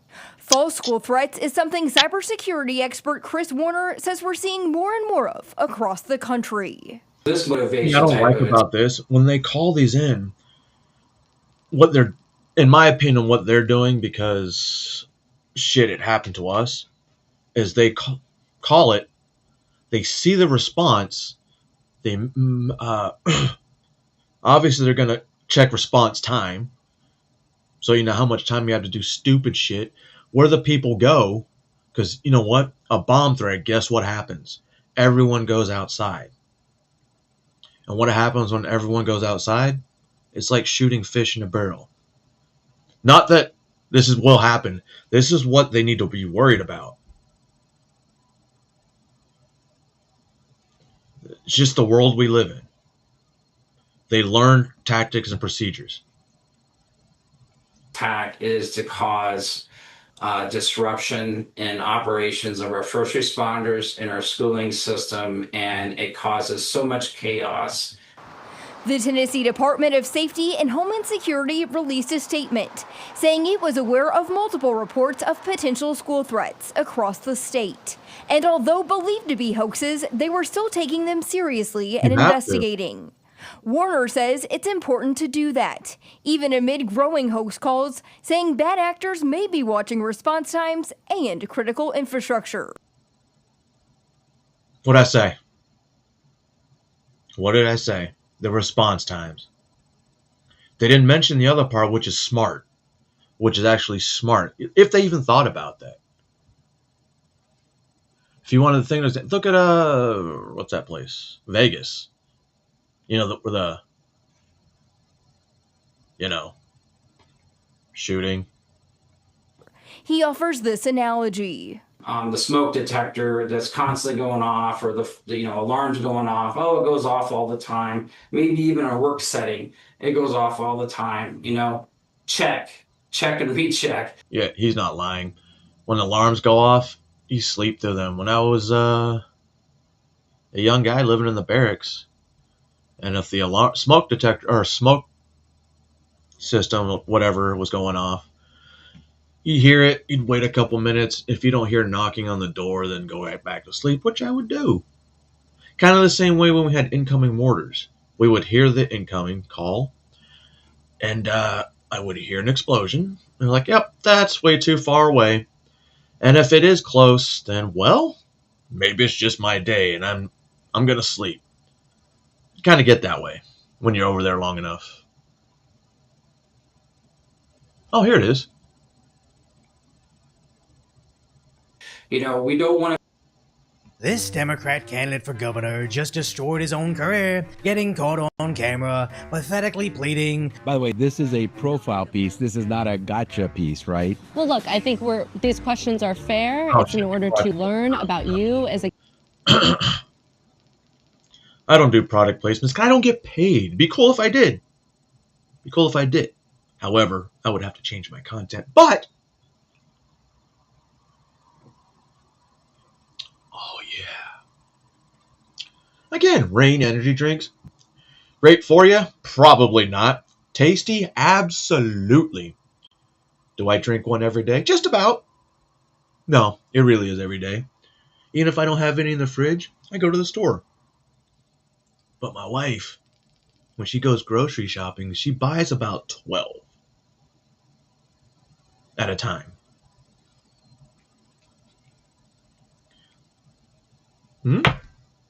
Yeah, it's good to be king, the chief. Candidate. So long as about the profile. I don't know how you define profile, but I'd like to begin the interview. The way I describe profile is you talk about all the things that I've done, things I want to do. This idiot really thinks he's running for dictator, already expecting propaganda pieces from his preferred media outlet. During your time as HHS secretary, a New York Times investigation found the health department couldn't find some 85,000 children it had released. That's not accurate. What you just read is not accurate. First, that's what I'll say, because it was never the case that we could not find kids.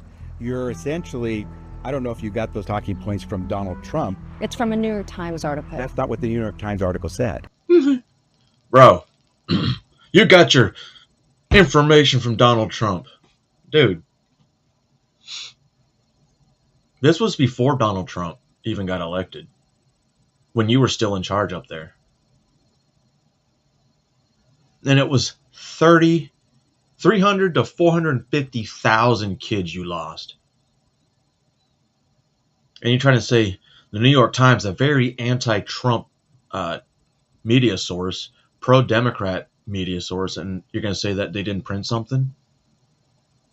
Got those talking points from Donald Trump. It's from a New York Times article. That's not what the New York Times article said. The New York Times said that individuals, the children and their sponsors, did not respond to calls. They didn't say we couldn't find kids. Working overnight in slaughterhouses. Well, if you can't contact them, guess what? You can't fucking find them.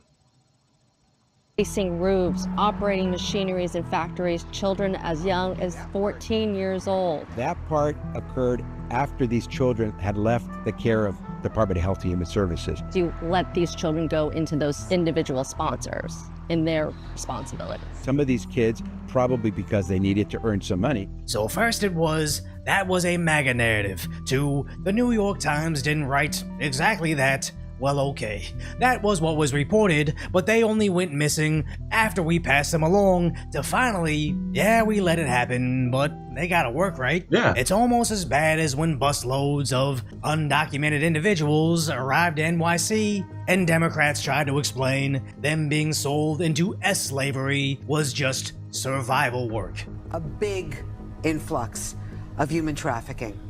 Women on the street, children on the street. What's going on? What can you do about that? What we're seeing, especially along Roosevelt Avenue, is a lot of survival work, right? So we see street vending, we see people... So selling that ass is street vending? Wait a minute. So, if they're selling that ass because they're street vending, do they take credit card? Because I'm pretty sure they have a few ways to swipe that credit card. Does it like change? Because there's also a way you can put like the vending machine coins in. Is that how it works? Am I wrong? Waiting to be picked up by construction contractors as day laborers. We see sex Yo, workers. that's crazy. Because even with the kids out there, she's like, "Oh, they're just trying to survive." You literally have minors out there being fucking hookers.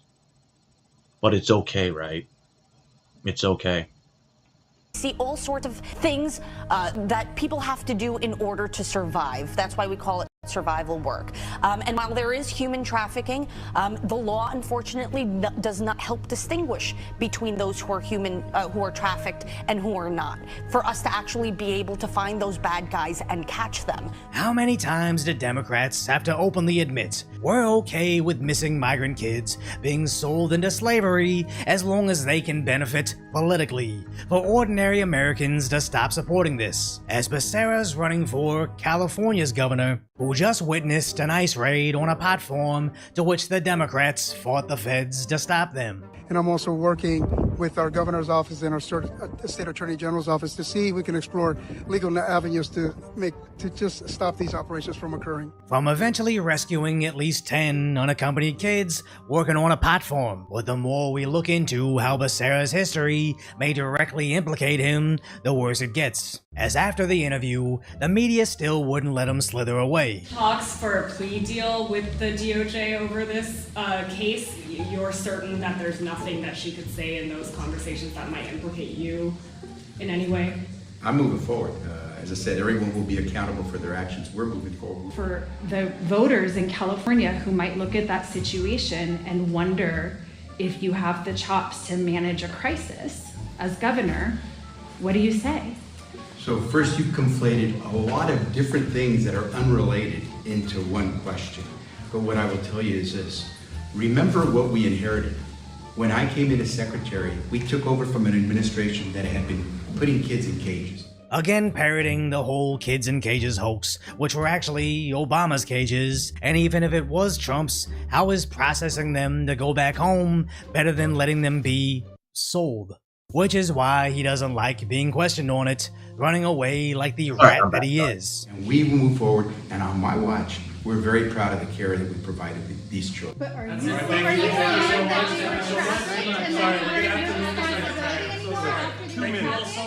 That's all you got is 2 minutes. This is a serious issue that some people want to see him get prosecuted for, as he's using the same tired excuse he had while serving under Biden, which provided nothing. So you'd think he'd come up with a better excuse. Served under Biden when 350 to 500,000 kids went missing.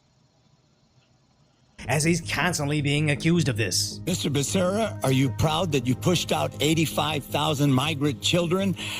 They were, according to the New York Times, they were maimed, they were exploited, some were even killed. You said those are MAGA talking points. It's a MAGA hoax.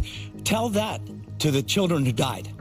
So I'm not sure what that had to do with homelessness, but cálmate, Antonio, cálmate. Well, I'll tell you what it had to do.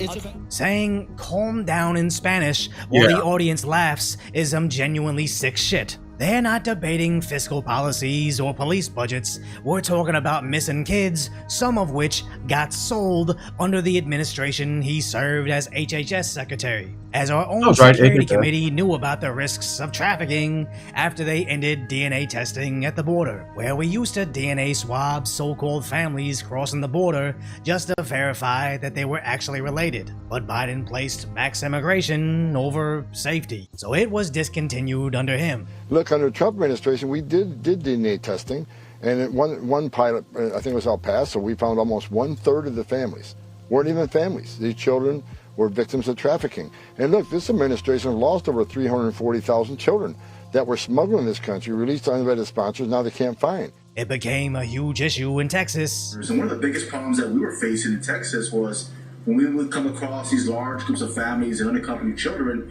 we never really knew 100% for certain that these were actually families, that they actually belonged together. And then over in San Diego, California. And the cartels know that now, that we're not going to be checking. We're not going to be testing to see if those children belong to the adult that's trying to bring them across. Where reportedly, at least 1 in 10, up to 30% of these kids were not related to the adults that brought them over the border. And horrifically, 60% of them being forced into trafficking drugs or being sold themselves. Cálmate, Antonio, cálmate. Well, I'll tell you what it had to do.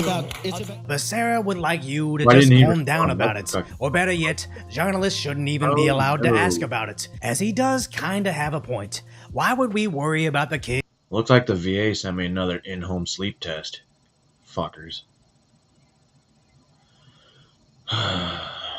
he's already lost in the most horrifying forms of slavery imaginable, when we should be more worried about the future kids he's willing to lose. As everything is pointing to, kids went missing under his watch, and any response other than, "This was a tragedy. Sleepy Biden was mainly to blame, and this is how we fix it." And anything other than that just means he got away with it the first time, why not do it again, as the standard for Democrats has never been lower. All he has to do is beat the disgraced congressman that dated Fang Fang and an insane raging Karen that everybody hates, even though this is California. Yo, on the real, California might have 2 Republicans running for governor this fall. Yeah, I honestly believe the Republicans are the front runners for governor, with Riverside County Sheriff Chad Bianco and Steve Hilton being the only real option to save the state, and more importantly, save the kids. So if you appreciate my... See? Critical thinking. Maybe it's because we're Asians. He's not a math Asian. I'm like half a math Asian. Because I'm only half Asian, get it? Oh! In the middle of this. Probably because I don't give a fuck and I want to do some nostalgia again. Y'all ready? I don't think I've watched this one yet. So I don't know how it got in here. But we're going to watch it together, guys! Oh yeah, ladies and gentlemen, we're going to watch this together and we're going to see what happened in the 1900s. 1900s, get it? I was born in the 1900s.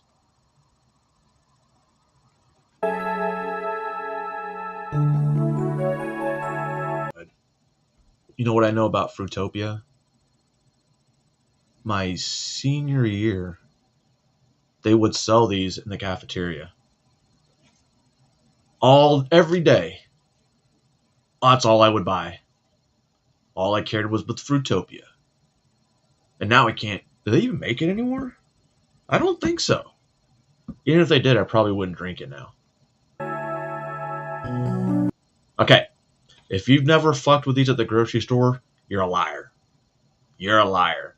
I would fuck with them repeatedly. Pull a bunch out, sit it on top, just so I could see them popping out.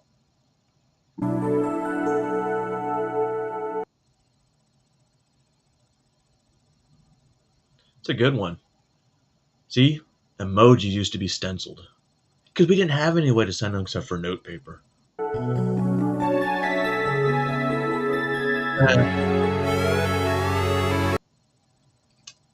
Yo.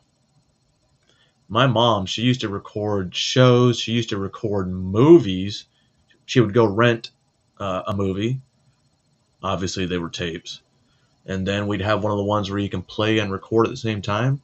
And we would have like 3 movies per cassette tape. We had hundreds. Enough to where she actually had a whole catalog that you could flip through the book. Shit was wild. Probably the best lunch any school ever made. That reduced fat? Nah. Whole milk, please. Admit it, if you still see one of these, you'll play with it. That sounded so dirty. Come on, these things were the shit when we were a kid. Double Dare! Double Dare! Oh man, I wanted to be on this show so much as a kid.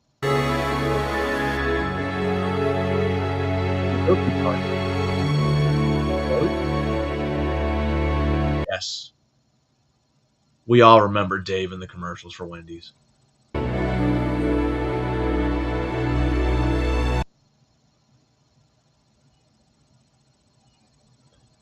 Yo, I think I still have film here that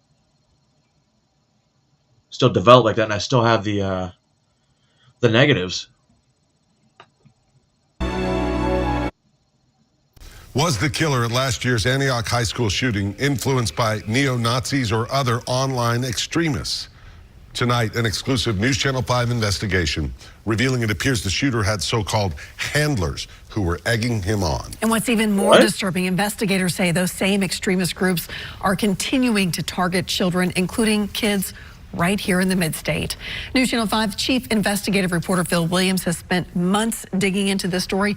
Phil, parents are going to find this shocking. Yeah, and they should. We now know that Solomon Henderson himself left behind a recording in which he said he was motivated to kill by two of these extremist groups. They target children online around the globe, leaving behind a trail of victims like the one at Antioch High School.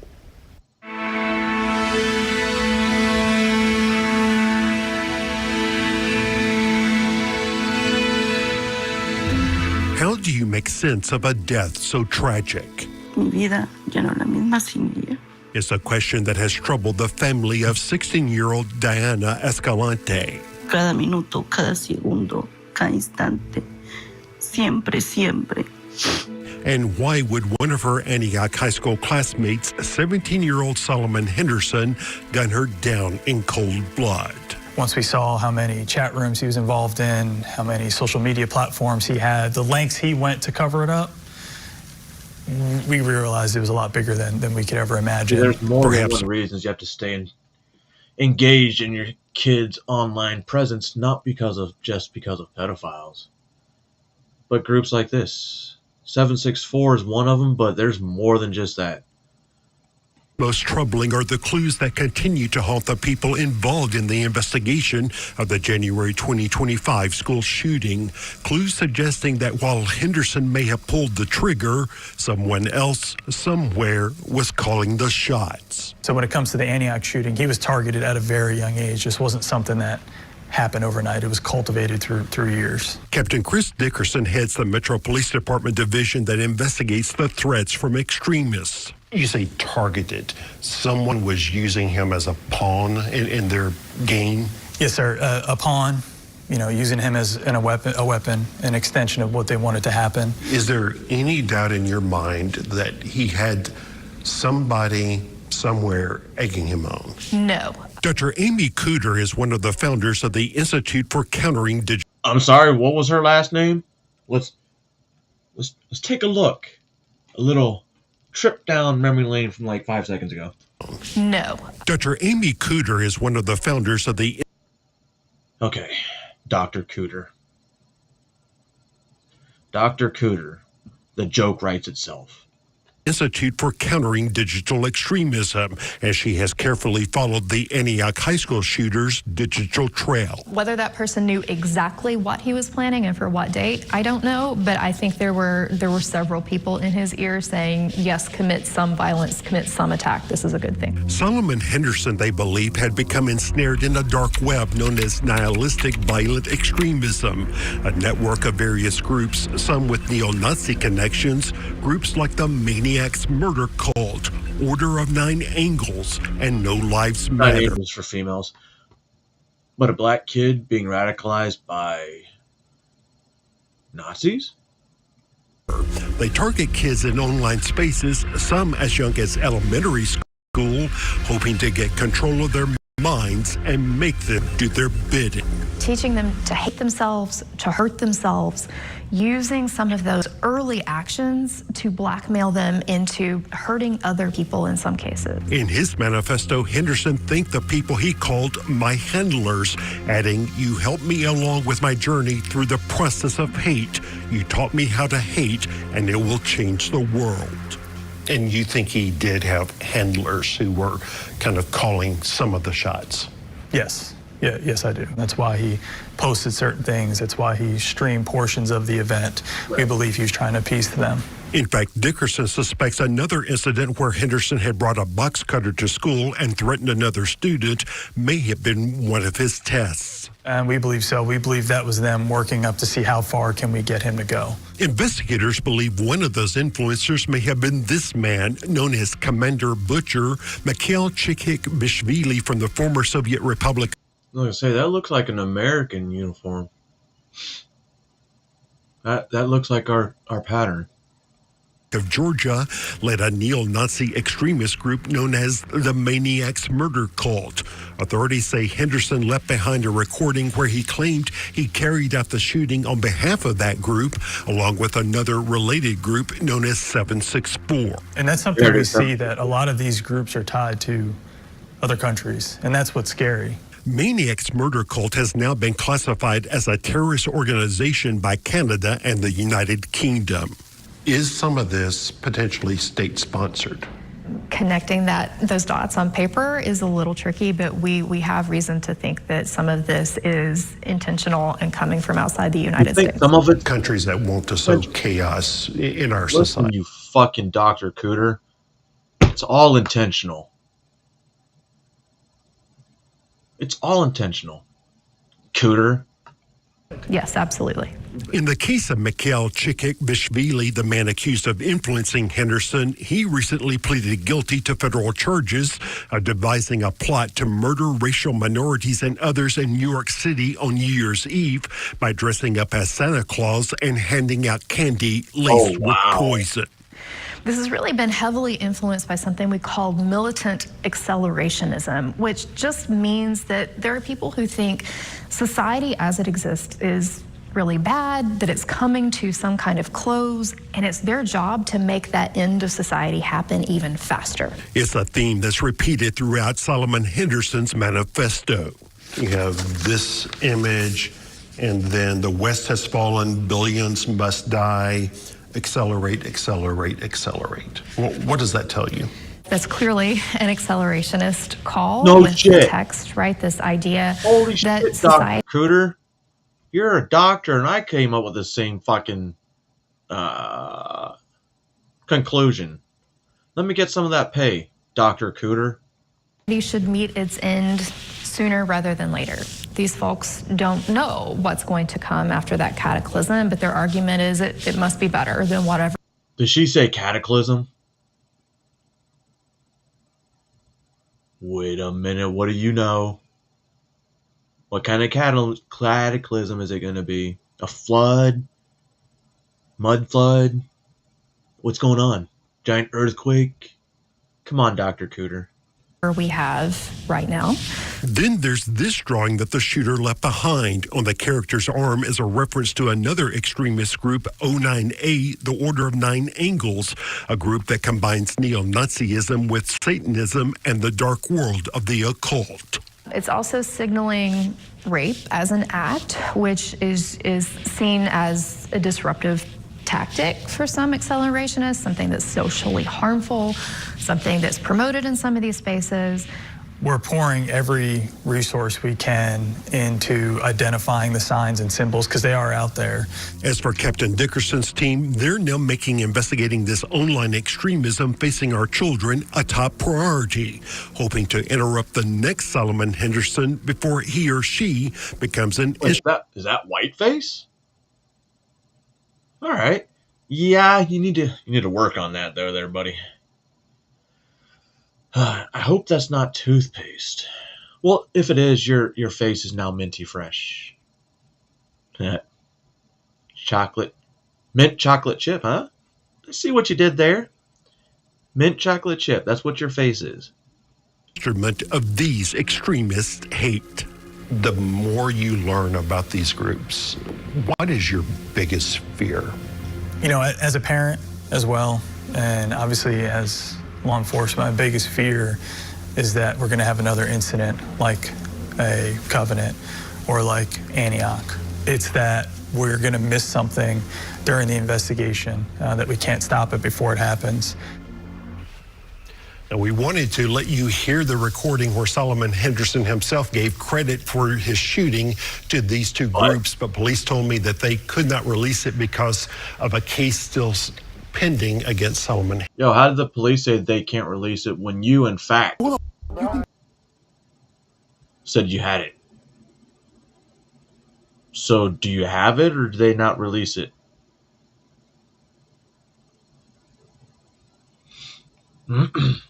What gets me is this lie that they care about children. They seem to care about white children.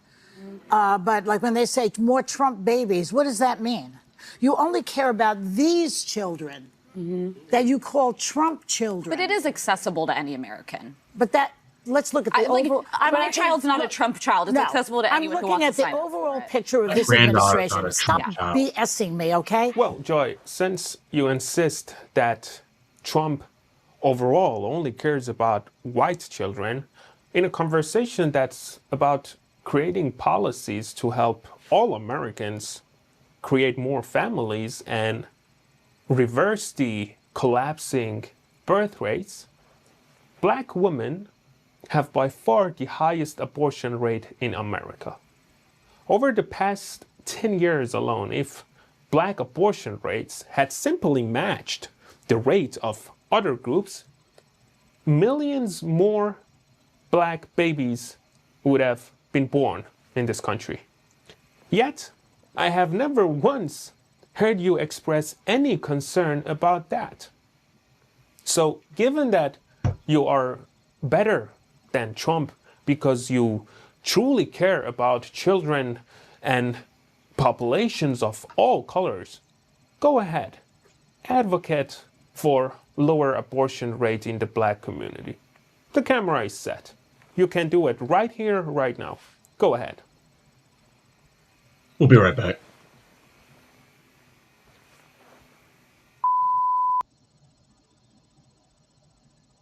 Oh, is this Texas? Texas Public School. Yes, I actually watched this morning.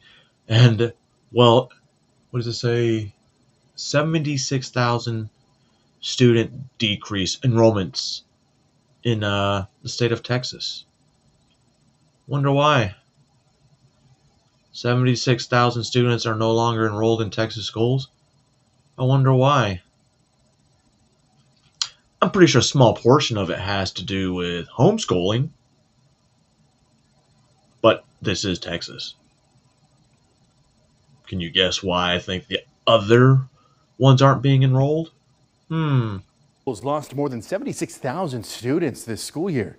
That number comes from a report by the nonpartisan think tank Texas 2036. Thanks so much for joining us. I'm Daniel Marin. Jennifer has the day off.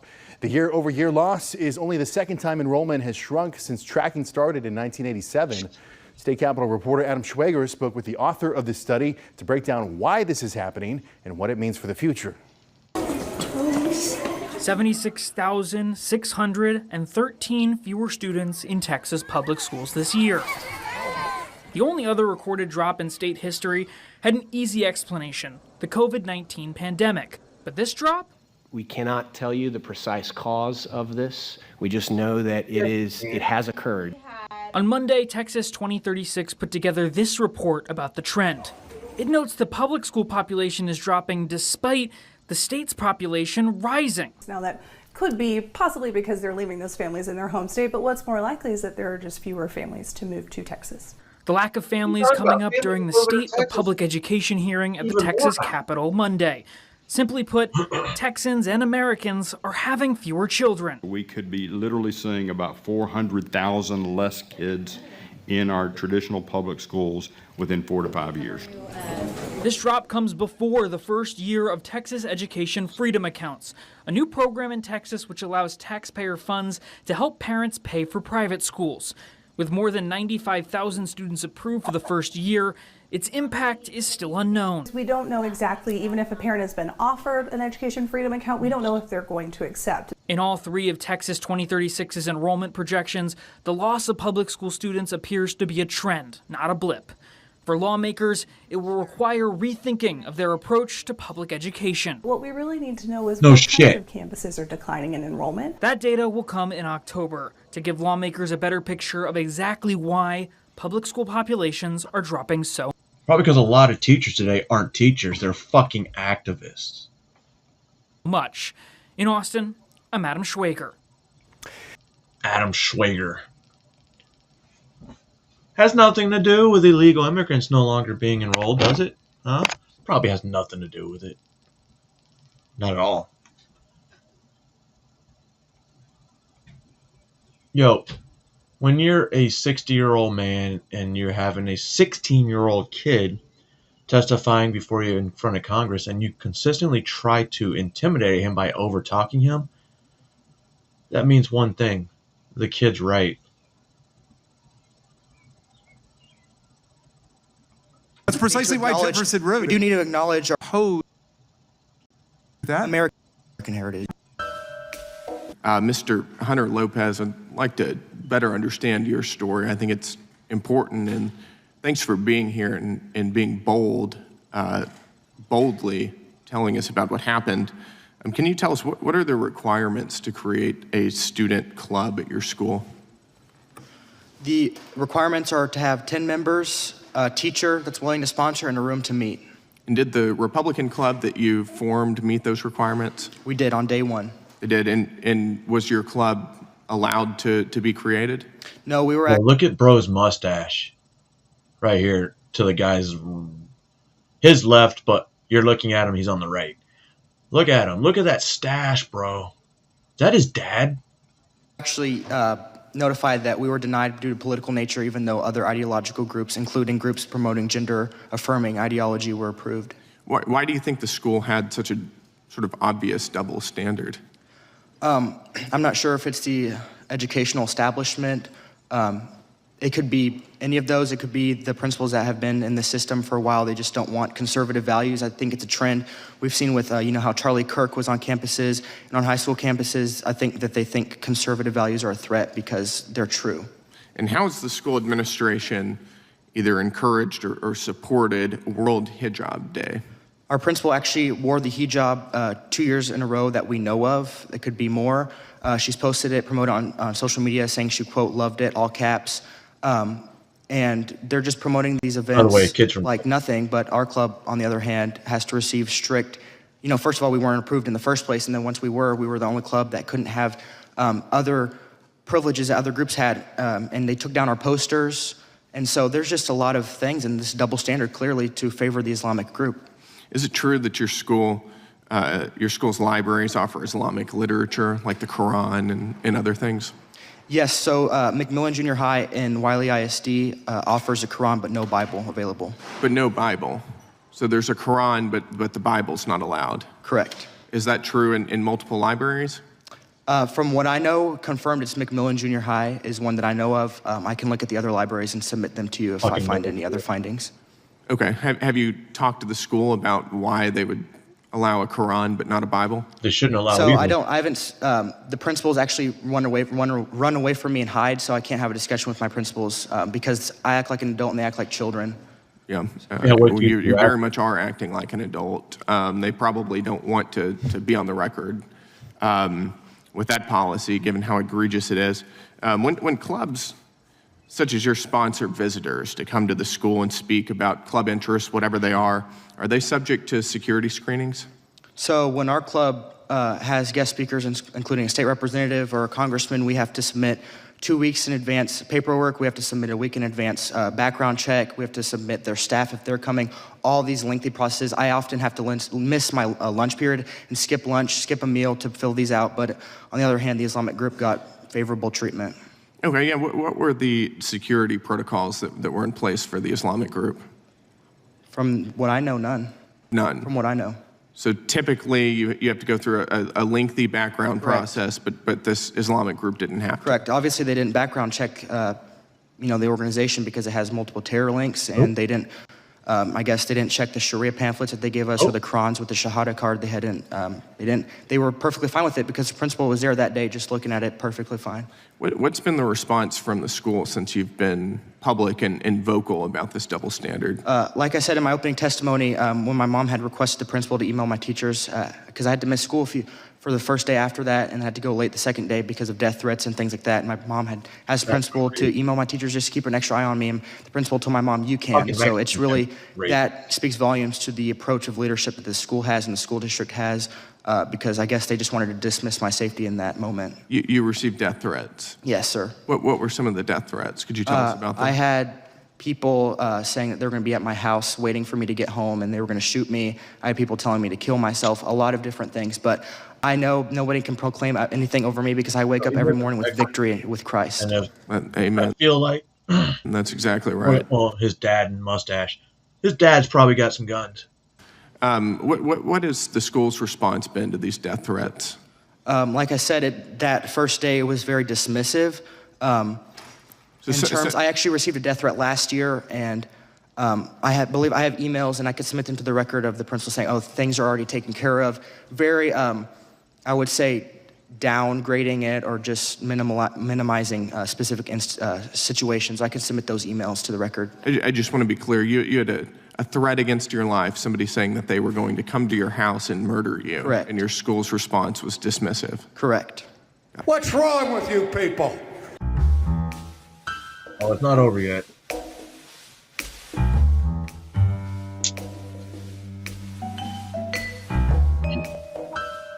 It was the first original. Own this kid. Dude, the kid's 16 and we'll play it. 13 colonies that required a declaration of faith. So I'm not acknowledging that. Oh, well, wait a second. Now, you're traversing my territory now, Mr. Hunter Lopez. You brought it up. Are you aware that the Constitution of the United States does not establish a religion? It forbids the establishment of religion. Are you aware that it doesn't mention God? So the Declaration of Independence mentions God 4 times. But what I was going to say... Is the Declaration of Independence law? So Declaration of Independence was declaring our independence from the tyranny of England. Yeah. But The what I was trying to Constitution's the finish is governing that law. I'm not, suggesting that we need to go back to taking, tests or saying that you Wait till we have get- to acknowledge. Wait, do you know religion. that But what Thomas Jefferson was denounced as an infidel who wrote the Declaration of Independence because he didn't believe in the establishment of religion, and he and Madison were emphatic about separating church and state? That's the whole glory of our constitutional design in our history, that they rebelled against centuries of religious warfare between the Catholics and the Protestants and witchcraft trials, Inquisition, Holy Crusades. America proclaimed the separation of church and state. Really? What Thomas Jefferson We didn't have described the Salem witch trials? Made up. Gotcha. in his famous letter to the Danbury Baptists as a wall of separation. That was a letter, not a law. Oh! Okay, so your position is that America is a theocracy? You didn't let me finish my original statement, and I understand you have limited time, but what I was going to say is I'm not suggesting we need to go back to anything that's in writing, but what I am saying is we need to acknowledge... Oh, I think we should go back to something in writing. I think we should go back to the First Amendment. Oh, yes, the Constitution, yes. Obviously, but what I'm saying is that, how I said original colonies were requiring declaration of faith to run for office. I'm not saying we have That's to why go we back to have a that. First But Amendment. what I'm saying is that we do... That's precisely need to why acknowledge- Jefferson wrote We it. do need to acknowledge our Christian heritage in America. That's what I'm trying to... You can acknowledge whatever get to. heritage you want, but you can't impose an establishment of religion on other people. That's the greatness. I'm not suggesting that at all. I'm just saying we Okay, need to good. acknowledge our heritage. That's what I'm saying. Well, everybody can acknowledge their own heritage. Do you agree with that? American heritage, not just any Get 'em. heritage is what I'm saying. Oh, you don't think that you're allowed to acknowledge your Christian heritage or your Jewish heritage or your Muslim heritage? I'm saying you members of Congress... See, they want to divide the country by everything. And this kid right here, that American heritage answer, based. I wonder why he didn't say Mexican heritage. Did he say Mexican heritage? Or would he been racist? Acknowledge your Christian heritage or your Jewish heritage or your Muslim heritage? I'm saying you members of Congress need to acknowledge American heritage. Yes, indeed. And you know how we do that? By Nailed it. abiding by the Constitution of the United States, which is why that's exactly where I began.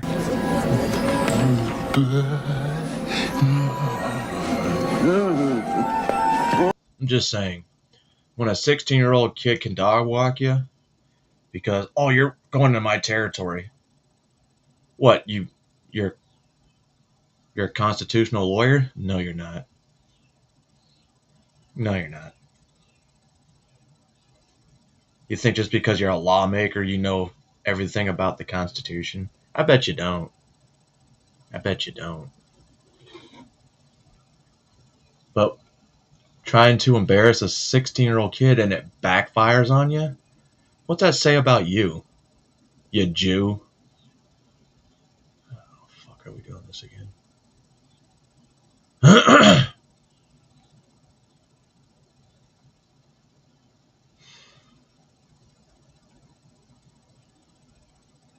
Give me a second. I'm not leaving. CIA There we whistleblower go. testified that the U.S. intelligence covered up information that pointed to a This. lab leak. That's right. This right here is what's going to piss me off. The CIA yesterday raided the office of Tulsi Gabbard, the director of national intelligence. They raided their boss's office, and for some reason they were looking for files pertaining to JFK. files related to MK Ultra. And there was another one that they raided for. The ones I've been talking about for years. Ukrainian biolabs run by the United States. Why would those 3 specific documents be the ones that were taken? It wasn't bat soup that caused the whole world to lock down. It was the government and a reckless and experimental lab in Wuhan, China. So why would our own intelligence community cover up for China at the expense of American lives? Earlier today, I spoke with Florida Congresswoman Anna Paulina Luna to see what she had to say. But first, she came to us with some pretty shocking breaking news. It's about files pertaining to the assassination of JFK and MK Ultra, which was the CIA's human experimentation program. We have learned since our interview with Luna, the CIA marched into the National Reconnaissance Office warehouse in the middle of the night and took files under the jurisdiction of DNI Tulsi Gabbard. It was not a raid, and it did not happen today, but it did happen, and the files were not given back. Take a listen to my interview with Congresswoman Luna when we first heard the news. Before we get to the CIA whistleblower about the COVID-19 pandemic and Dr. Anthony Fauci's role in the cover-up, you also have some news coming out of the CIA that you'd like to share. Yeah, so we were actually just notified that the CIA went in and took documents out of ODNI, multiple boxes pertaining to the JFK files as well as MK Ultra. The reason why this is troubling is there was an executive order that the president had directed the full declassification of JFK, but then also to the MK Ultra files. The CIA famously has said that, all documents were released and other documents had been destroyed. So these are allegedly those documents that apparently never when they all come out and be released, you'll see that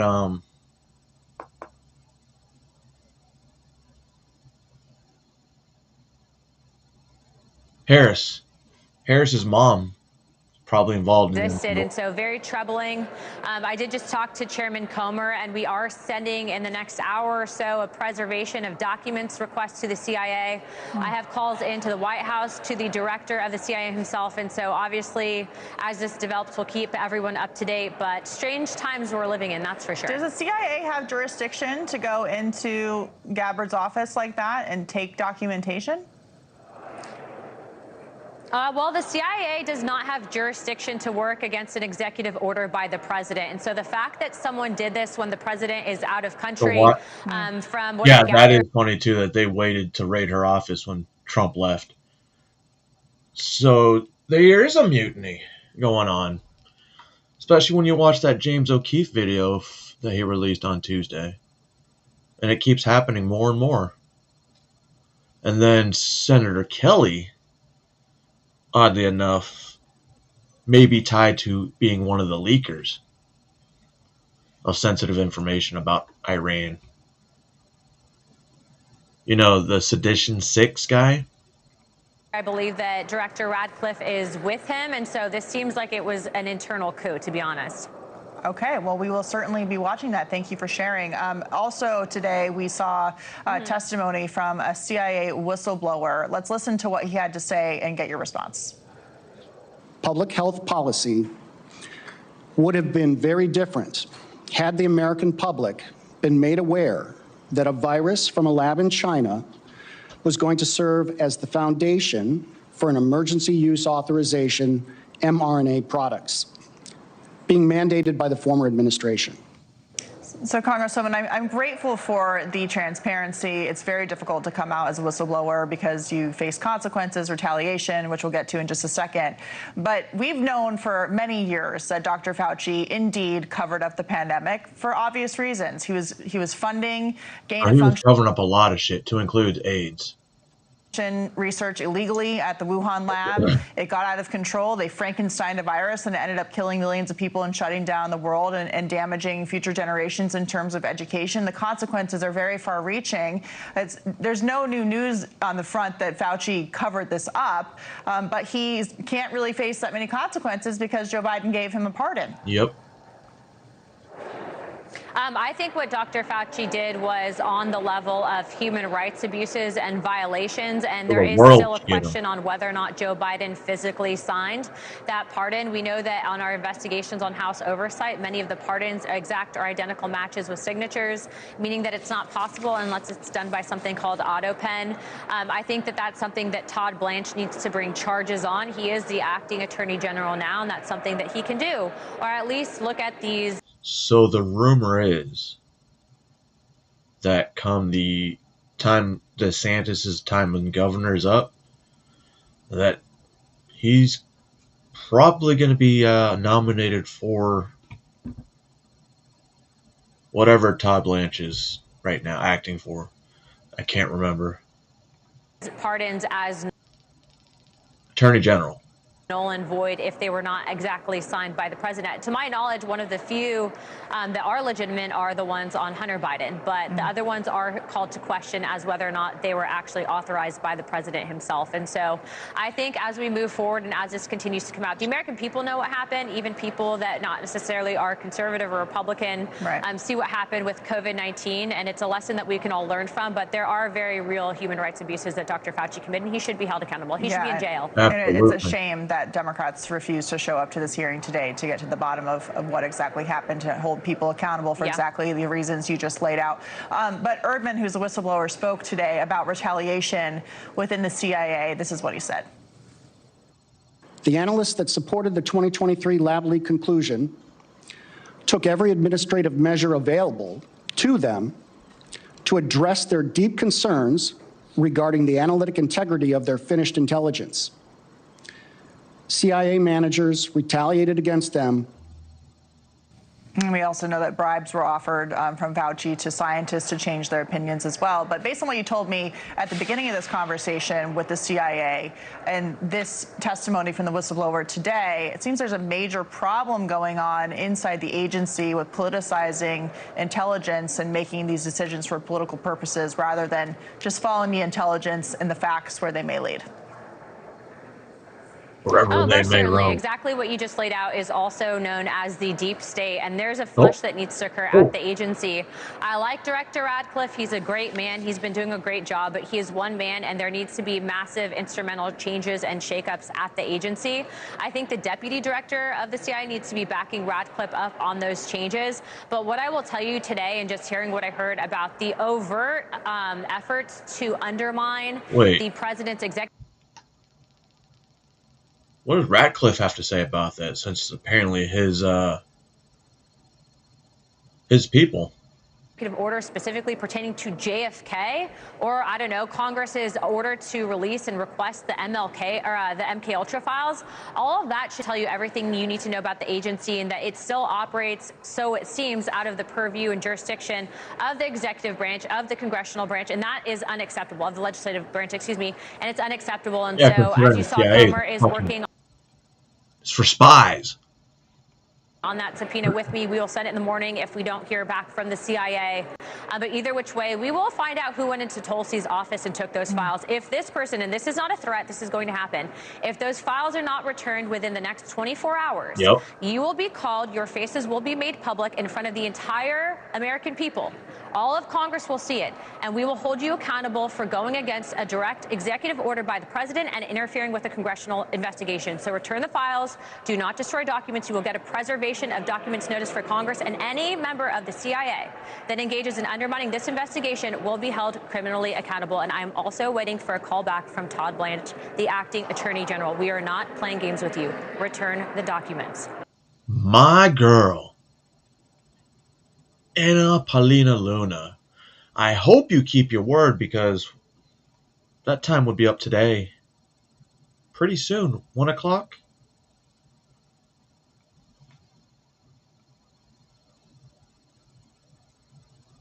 Oh, what the hell?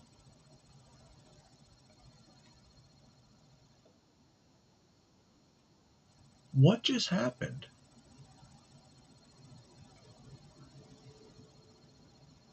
Give me a second, guys.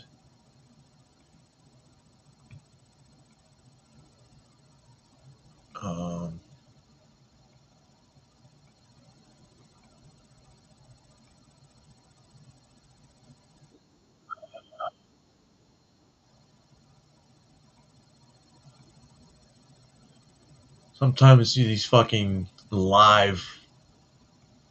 Always ends up something fucking up to where you gotta fix its mistake.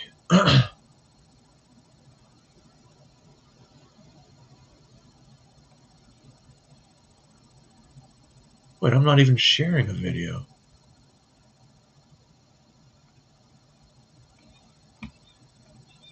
Okay, here we go. That was weird.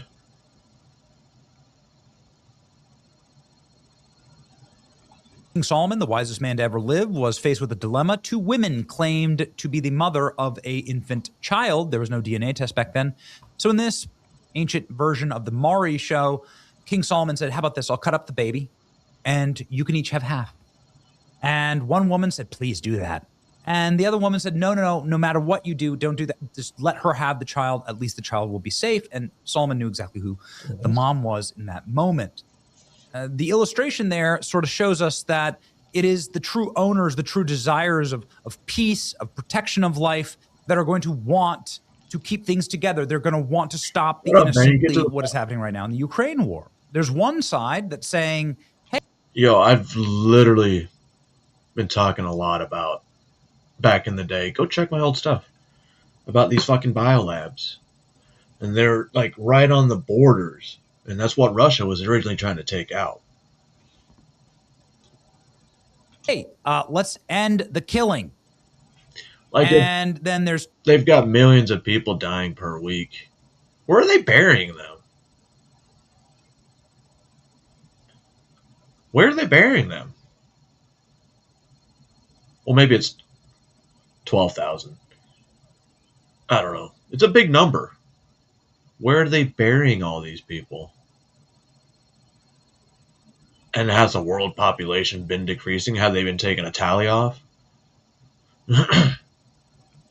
2 sides of that war that are not wanting to do that.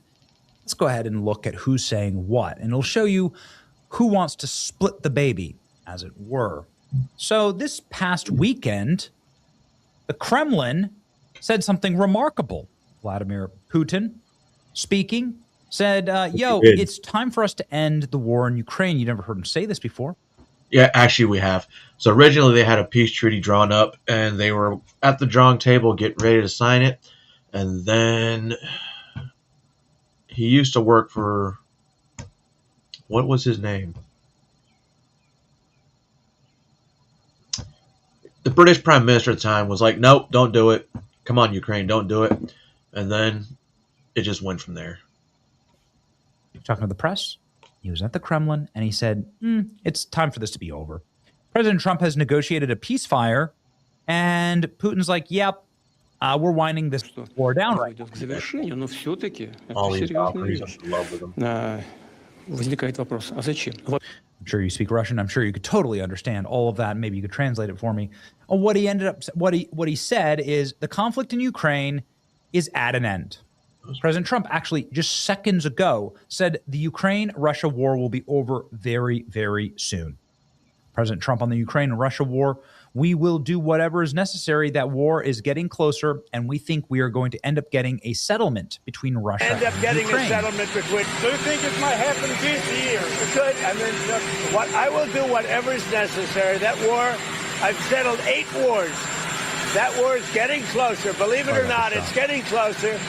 And we think we're going to end up getting a settlement between Russia and Ukraine. So what a messy shot, but that's the best that we have. Ladies and gentlemen, sometimes those things just go helter-skelter. So Putin saying, let's end the war. Trump saying, let's end the war, and he's been saying that for a long time. Trump met with Putin in order to do that. Trump's obviously met with Zelensky and smacked him around like a little stepchild at the White House. Now the Kremlin is saying that it's time for the Ukraine war to end. And Zelensky says, no. Zelensky is saying, no, please. I want it to continue. Of course he does. As long as and possible. Marco puts a good spin on it. You know. Ladies and gentlemen, Zelensky's been lying. Dude, Marco Rubio just called him a liar. Marco Rubio called Zelensky out as a liar about the terms to end the war. Marco Rubio, of course, in the driver's seat but he's saying that Volodymyr Zelensky is a liar. He knows what he's telling you is not true. It's just not true. So here we go. What is this? The U.S. tells Zelensky that Zelensky says security guarantees depend on withdrawing from the Donbas. And I saw him say that, and it's unfortunate he would say that because he knows that's not true, and that's not what he was told. What he was told is the obvious. Security guarantees are not going to kick in until there's an end to a war, because otherwise you're getting yourself involved in the war. Okay, what is a security guarantee? It is troops that are willing to step in and secure it.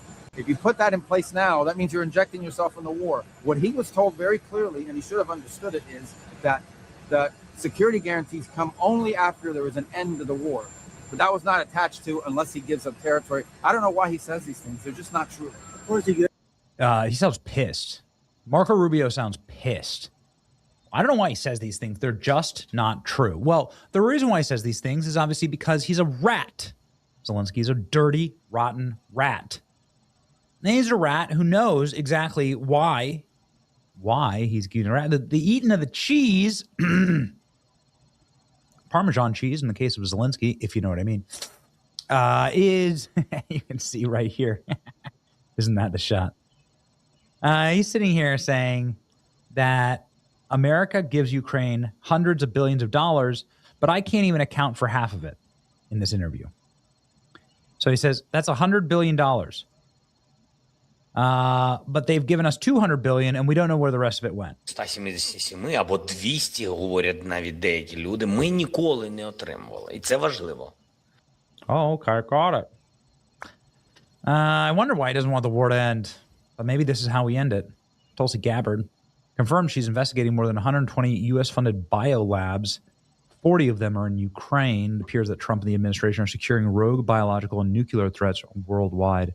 Dude, I've been saying this since the war started. We have long thought that what's going to end up happening is... fuck out of here. So that's another conspiracy. It's another conspiracy proven right. Isn't that amazing how that shit happens?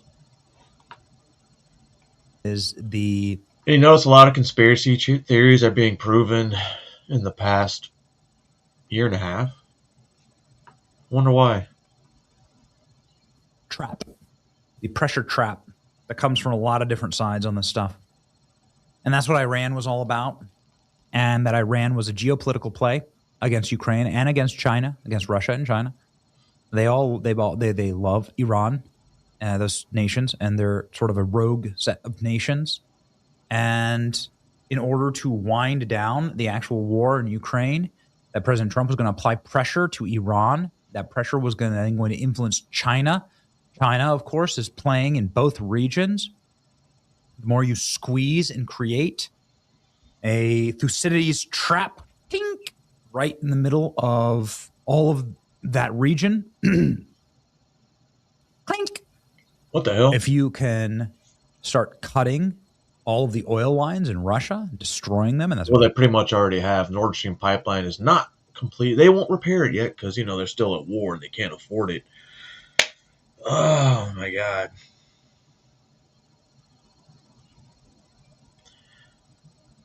But it makes you wonder if the CIA was able to break in and remove documents like that. Who's to say they didn't do the same thing with another set of files? I'm not saying that happened, but it makes you wonder. Considering we all believe that good old Jeffrey was an agent for Israel. Which is why they would probably take the JFK files. And of course they wanted to take those MK Ultra files because, well, that's supposedly ended decades ago. But now I think about it, they haven't. And you know how you know? Because you have people like Nick Fuentes. He's brainwashing them. Especially now he wants people to vote Democrat. That's wild. Vote Democrat just to stick it to those MAGA. Fucking retard. I think President Trump has done his level-headed best to share as much as possible with the American public from inside of the deep state. Maybe he's just scratched the surface, and the people who work inside of his administration tell me that there is so much friction to stop Americans from learning about programs like the MK Ultra program, which is 100% real. It was a CIA mind control research program that ran from the early 1950s to the early 1970s. They put a bunch of Nazis that they went and gathered up from the Hitler research laboratories, and they brought them over, like literally from the concentration camps. They brought them into the CIA to continue their same experiments. That's exactly what happened. It's called Operation Paperclip. Look it up. The program was aimed to develop Another conspiracy theory people don't pay attention to. Techniques for interrogation and mind control, creating Manchurian candidate-style programs for assassins. Okay. Psychological torture methods and drug-induced altered states for espionage. It was launched in 1953 by Allen Dulles, the most evil man arguably in American history. They should strip his name off the Dulles Airport in Washington, D.C. And the MK stood for the CIA's technical term for mind control in German spelling. Okay, you see what they did there? Also led by Sidney Gottlieb. I wonder where he came from. Anyway, this is where you get LSD and a ton of famous stories about how evil the CIA is and serial killers in the 1970s. Many people link it to this program and so on. And Anna Paulina Luna was about to get full declassification of the MK Ultra program and a number of other documents. And don't you worry, Tulsi Gabbard, who of course worked for Donald Trump and is a friend of our program, is great, had all the documents, and she had the boxes ready to ship them off to Congress, and the CIA raided her at gunpoint. That literally just happened, ladies and gentlemen. Just raided Tulsi Gabbard's office. Agents hauled out dozens of boxes, files on the JFK assassination and MK Ultra, the CIA mind control operation, which she was in the process of declassifying. Today's whistleblower said it during his deposition, and Congresswoman Anna Paulina Luna confirmed it moments ago. The reason why this is troubling is, A, there was an executive order that the president had directed the full declassification of JFK, but then also to the MK Ultra files. The CIA famously has said that, all documents were released and other documents had been destroyed. Just raided Tulsi Gabbard's office and hauled out all of the documents. 40 boxes seized. CIA has 24 hours to return the files, says Anna Paulina Luna. CIA has 24 hours to return the documents to Tulsi Gabbard's office. 3 o'clock, yes. Or else I will make a motion to issue a subpoena. These documents have been requested by Congress, the President of the United States. Here's Tulsi Gabbard out of the CIA that talking about what's going on here. Yeah, so we were actually just notified that the CIA went in and took documents out of ODNI, multiple boxes pertaining to the JFK files as well as MK Ultra. The reason why this is troubling is, A, there was an executive order that the president had directed the full declassification of JFK, but then also to the MK Ultra files. The CIA famously has said that, all documents were released and other documents had been destroyed. So these are allegedly those documents that apparently never existed. And so very troubling. I did just talk to Chairman Comer, and we are sending in the next hour or so a preservation of documents request to the CIA. I have calls into the White House, to the director of the CIA himself. And so obviously, as this develops, we'll keep everyone up to date. But strange times we're living in. You also. What is that? What is going on? CIA just raided Tulsi Gabbard? But as director of national intelligence, isn't Tulsi Gabbard in charge of the CIA? Of course, your jackass will play the same fucking video twice with different meanings. Fuck you, Benny. Ooh, okay, final one. But I'm saying hear me out. If they can raid the office of the Deputy of National Intelligence, they can raid anybody's office. And no one's supposed to care, or know, or even talk about it. So how many times do you think CIA has been stealing documents that would expose issues like this? Because they're supposed to be, spies and, get national intelligence information, but at the same time, who says they can't control you? You control a certain group of people, like I said. It doesn't have to necessarily be groypers. It could be kids today in general. Especially when these schools that they don't know how to read. They don't know how to read, but they can fucking sure as hell dog walk me around the fucking phones and apps and shit. And TikTok. TikTok is a great way to spread that misinformation, that brainwashing. MK Ultra. In theory. In theory. How old she is? No. I met her on Fortnite, sir. Is she young? Tell me. She's 14 years old. I made sure she got home safe. Pretty much the friendly neighborhood Spider-Man, as everybody says. He described him as a scrawny white boy crawling in and out too. I have a whole bunch of old emails saved from them, screenshots and whatnot. Much of it very graphic in nature, and apparently he's been in there hiding in her closet for a few days. On June 15, 2025, police in Oshkosh, Wisconsin receive reports that a man has been seen climbing in and out of a 14-year-old girl's bedroom window. What follows is an investigation that would uncover disturbing details and a parent's worst nightmare come true. What's on your neck? My neck? No, like the marks. Uh-oh. The following is based on official police records released to date, and the footage has never been seen before until now. Following the unsettling call reporting that a man was seen crawling out of a teenage girl's window, officers find 19-year-old Zachary Vogt. I don't give a fuck where this kid thinks he lives or what he thinks he's doing. I'm shooting him. I don't know who you are. You're in my house. You're in my kid's room. I'm shooting you. No fucks given. Where he's loitering a few streets away from the home. Yeah, so we got a call. What's up over here? We got a call. We got to investigate, okay? Right. Where you're essentially the suspect of this stuff going on, okay? Yeah. Do you have any weapons or anything on you?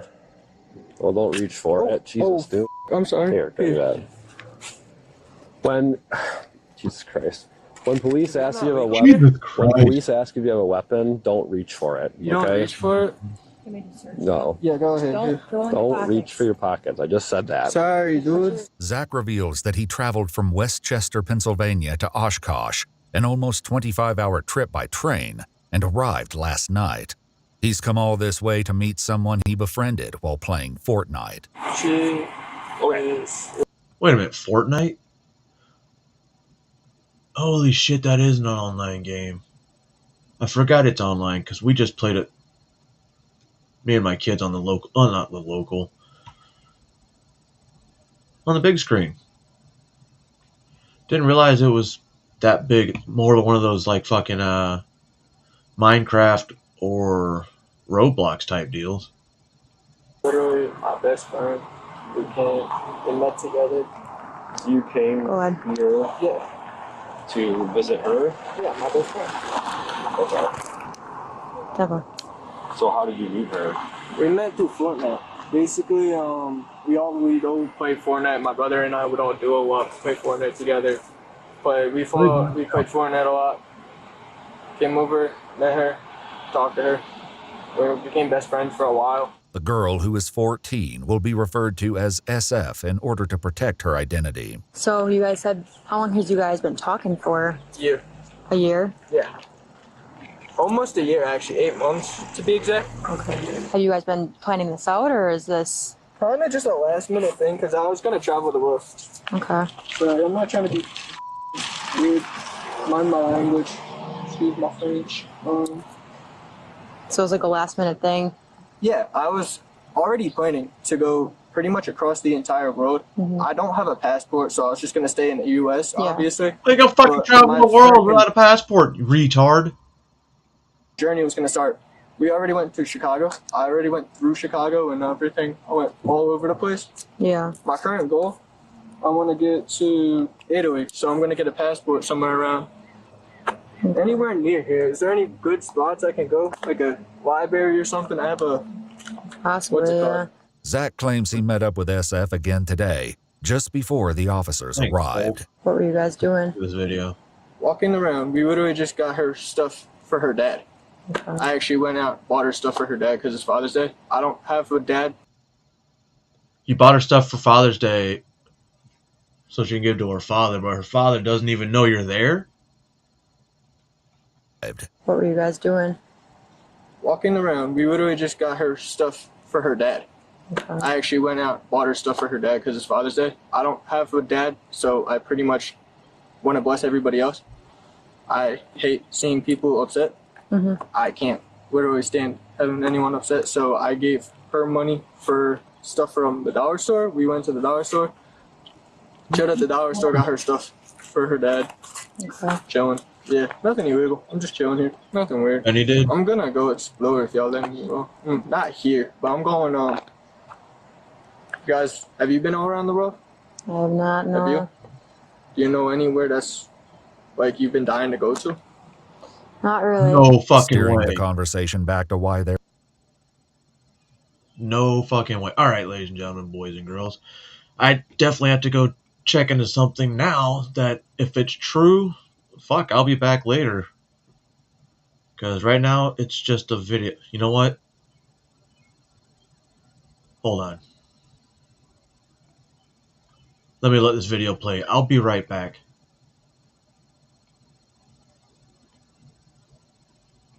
there. The officer asks if Zach has ever been to SF's house. Did you go into her house at all? Not really. What do you mean, not really? I wanted to knock on the window. Okay. She climbed out the window. Okay. And then She you climbed guys went back in. somewhere else? Yeah. Okay. I made sure she got home safe. Pretty much the friendly neighborhood Spider-Man, as everybody says. Do you know how old she is? No. Yeah, I met her on Fortnite, sir. Is she young? Tell me. Like I said, I don't know how old she was. I just came here, I explore, I leave. This is what I do. While this conversation is taking place, SF's father is also speaking with officers. So we're going to handle it at this point, given that there's not at this point evidence of that, but that's what we're going to try to determine. So a couple things though, we need to get her phone just in case there is evidence on there that would suggest that he is, any activity between the two. Pictures, whatever it might have you, text back and forth, like that's all stuff. She's 14 years old, he's 19. Yep. She can't give consent to any of that, and he knows that. So do you think it'd be best if I grab it or if you get it? Obviously it's your phone. So you already have it? Perfect. The 14-year-old's phone would eventually reveal not only a series of stomach-churning messages, but the disturbing real reason Zach has come to visit her. Her father gives an account of what led him to call the police. Just give me a backstory of what. So basically, they met back in sometimes last fall over Snapchat. Sometimes Benny's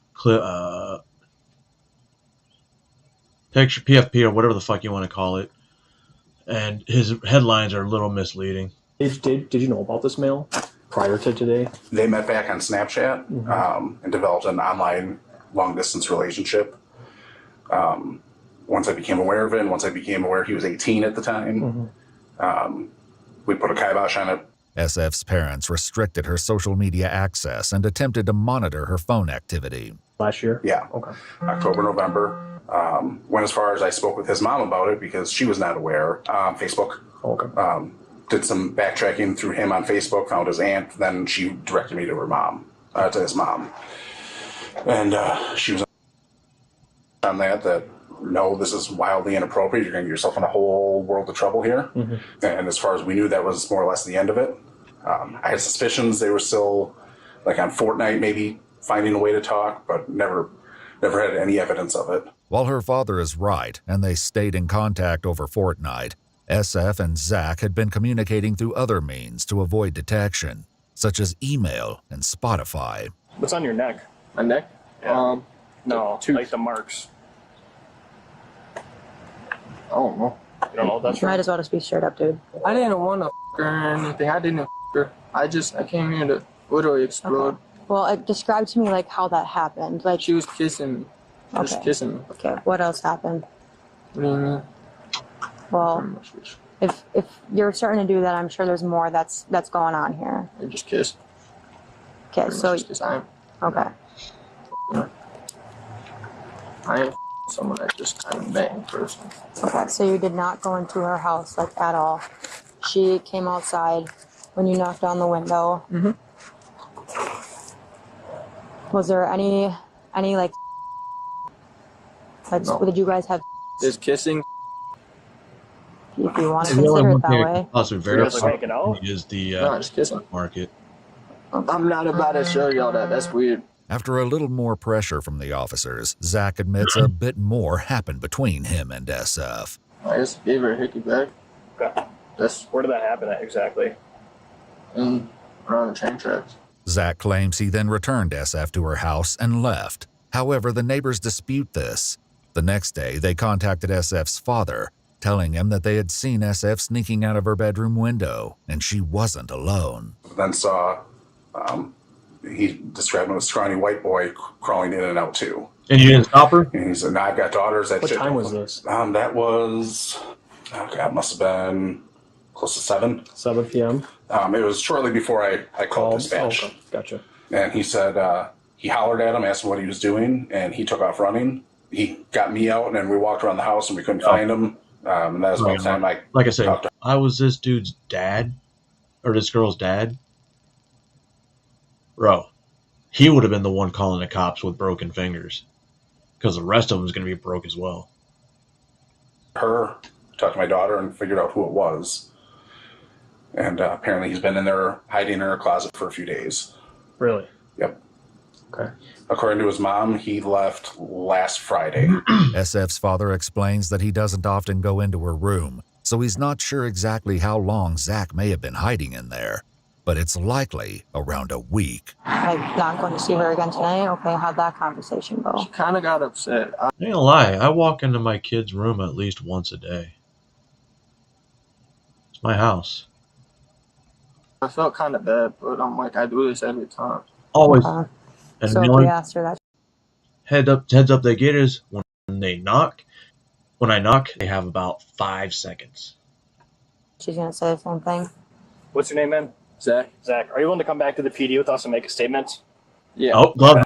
With it clear that Zach isn't being entirely honest, he's then transported to the Oshkosh Police Department. Would you personally buy one of these? Like these kind of cars? Squad car? Yeah. No, not a squad. You can get back this way, Zach. Go with her. Sorry, I don't know whether it's just the Italian in me coming up or whether I'm just like tweaking. Not tweaking, but like a little nervous, yeah.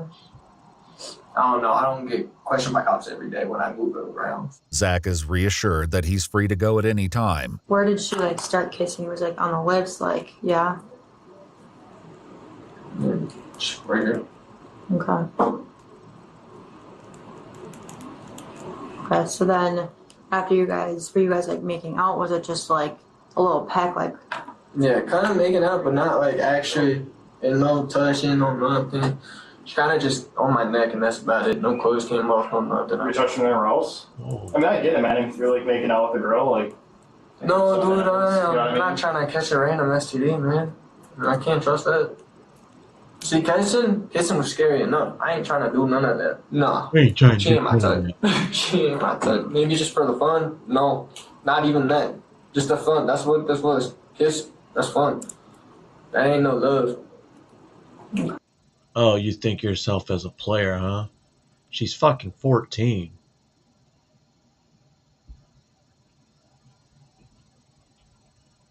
"14-year-olds fall in love like fucking the drop of a fucking leaf in a fall." I might be a heartbreaker for that, but that ain't it. No matter what Zach claims, SF's phone tells a different story. Her and Zach's relationship, like, was it or was it? Did she say anything to you? To me, no. Pretty much, and I have a whole bunch of old emails saved from them, screenshots and whatnot. Really? Okay. Much of it very graphic in nature. Okay. Yo, you about all the just stuff they turned want to do to each into the police the first fucking time you caught him. You piece of shit. each other and perfect. Would you like give us consent to go through your phone to see? I mean, I'm not saying that we don't trust you or anything, but like just to see like if there was any text messages or anything like that in between you guys. The thing is that obviously, you know, there's her story and there's your story, right? There's two sides to every story, right? Yeah. And that's kind of what we're trying to find out is. No, just ask her, cause I need my phone right now. You know, your phone's right here. What I'm saying is, like, with us together, like, can we just go through it together? Nah, not right now. No, not right now. Okay. Is there? Or do we have to make a call? Is there any reason? The only reason is because I have a lot of gay, like, not gay stuff, but stuff that would be weird for you to see. Like, literally from. I'm sure I've seen a lot. Like weirder what? Stuff. Like, I'm not here to like judge like whatever you're into. No, You know it's what I mean? nothing I'm into. It's the sugar Just tell daddy me about stuff I was talking to you about. It's the explain that. You pretty much catfish men into giving you money. According to court documents, Zach admitted that he and an ex-girlfriend would send pictures to men, ask them for photos in return, and then demand money in exchange for not exposing them. He also admitted to trying to do this with SF. You've never tried that? And I haven't personally, no. You? I can't say I have, no. Given that SF is a minor, the officers once again attempt to establish how much Zach knows about her age. Did she ever tell you how old she was? No. How old did you think she was? 16, 17. I'm only 19, so that wouldn't be illegal. You thought she was like 16 or 17? At least, yeah. And that, in my eyes, there was a full year thing back where I was from. As long as there's no weird going on. Yeah, no, I'm just trying to make that out there. Because if there's no weird, that's not illegal. Like, you know how old she is? Oh, now this I dude's do. super confident. Oh, dear God. Can I hear it? Just, one thing at a time, right? Oh. While this conversation is taking place, officers at the home receive permission to enter SF's bedroom, where Zach has apparently been hiding for the past week. Best of luck. It's an absolute nightmare. Absolutely filthy. Holy Christ. Jesus Christ. In SF's room, they find a black machete, some of Zach's tank tops, his diploma, Xbox, and Blu-ray player. Can I go to that bathroom real quick? Yeah, can you be like 2 seconds? Yeah. I think you're full of Oh, man. Yeah. She's telling us kind of what's going on. Okay. Yeah. It's time to be honest. Alright, what do you mean by that? I know you're a messenger. I know a lot more. Sure, yeah. I know a lot more than you think I know. Alright. Okay? So it's time to be honest. Yeah. So tell me about what's going on. So I pretty much dated this girl from September to now. And I can move her pretty much. I ain't bang her or nothing. I didn't talk about it in text, but I didn't actually. Though Zach won't allow them to go through his phone, his lock screen is an image of two hands held together by their pinky fingers. In the middle of the screen are the words "together" and the date October 3rd, 2024, the day he says he started dating 14-year-old SF. Just be straight up, like, what type of things were you guys talking about? Just, I don't know, a bunch of other, like, stupid. Like, we'll be normal, and then it'll be random. Did we? Not at all. Did I want to? No. Did I love her? In a way, yeah. Okay. Was it intense like that? No. Not what you said earlier. See, remember? I'm saying that on text. Remember? You don't love none of them. It ain't like that. I'm not doing it. I'm not doing it. I'm made. I know I am. I'm not gonna go and tell, I'm not actually doing it. Officers reported that in messages to SF, Zach wrote, quote, "I own you, you're mine." Throughout the messages, Zach tells her on a continuous basis that he needs her, can't be without her, and that she is his. So when you guys were messaging back and forth on Gmail about like the whole thing, was there any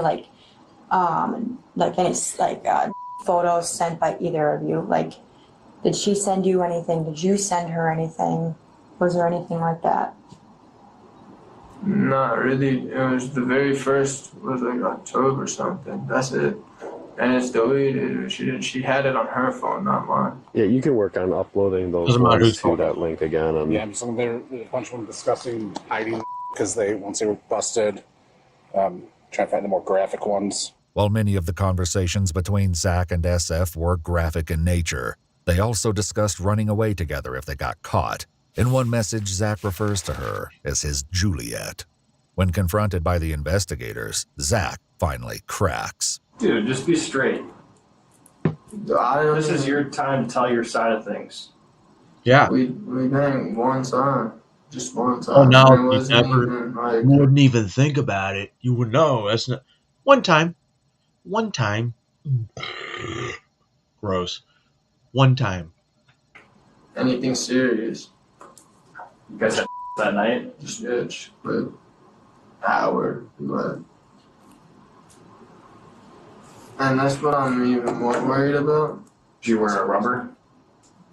No, but I put up and we went out. I went out by myself and I went back to the street. Because my worry, obviously, is you guys aren't able to detain him, past questioning, and he tries to come back here. Right. Well, I mean, at the very least, I have enough to bring him to jail on 4th degree assault. Okay. Listen, thanks for being honest, man. Like, Yeah, I'm sorry. I was a bit nervous earlier. I told you if I have to piss, I'm not gonna really talk much because I'm not trying to piss. I'm trying to think of something else.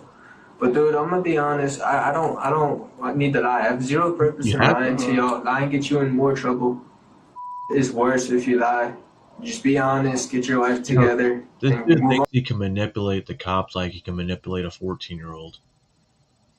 Dude, it's not working.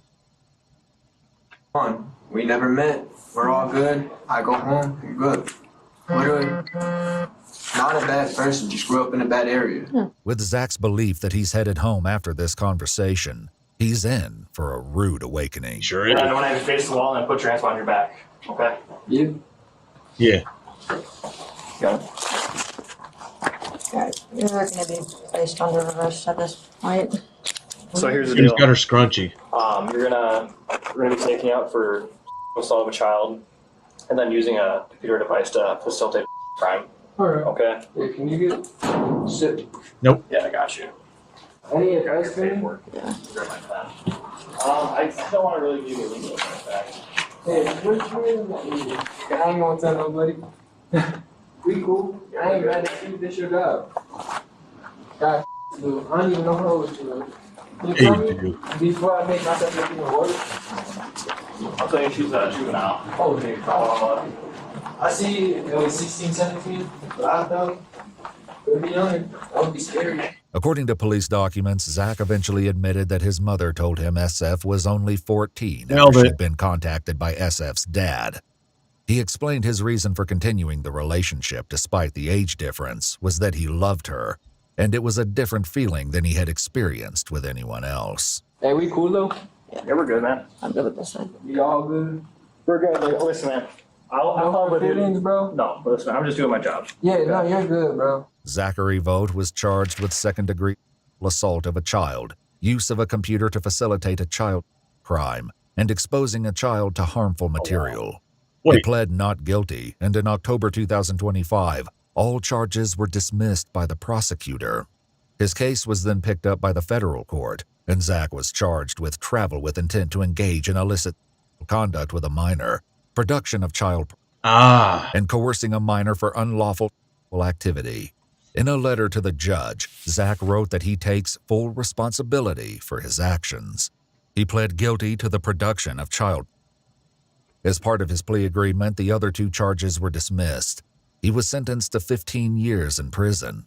Following the completion of his sentence, he will be on supervised release for 15 years in order to comply with the requirements of the Sex Offender Registration and Notification Act. We had to cut many details from this video for YouTube. Watch our full videos as they were. I hope he gets fucking raped daily in jail. Like, daily.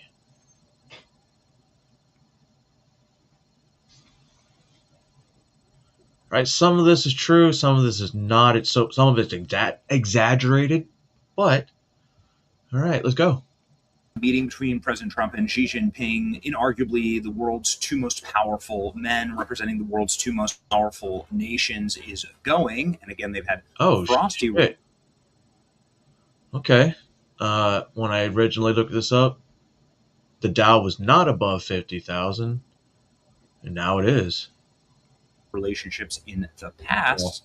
Well, look no further than the power stance, the power handshake, And energy.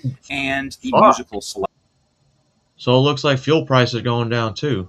Now, if only the At Iran dinner thing as is the legit. People's Republic Army Corps Band played YMCA for Donald Trump. In case you're wondering if President Trump has a cult-like personality and following, even in states that don't like him, well, can't get any better than this. Oh, to be a fly on the wall. This is one of those that I really wish that I could have attended.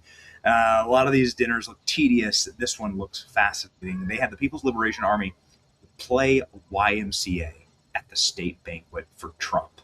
You can see the body language here, very different. Xi Jinping and Trump, I think they respect each other. I think that these two people don't respect each other. I think he hates this individual and knows that he's corrupt. Well, he didn't like Here's some of the Obama successes either. that have immediately spawned out of these meetings, and they're wild for the world. The stock market is, of course, roaring right now because they like to see people getting along and like to see end of wars on Iran. Xi Jinping said, give the U.S. anything Trump needs. Well, that's a huge one right there. He said to buy more soybeans Yo, from America, so buy this, more oil from these deals, they could be over trillions. Trillions of money we'll get from China for selling them these things. And the fucking oil, that's a big deal. That's a huge deal.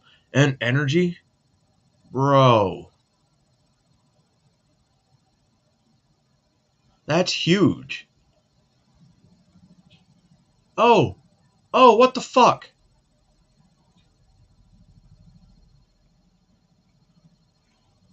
I don't know what the fuck just happened there.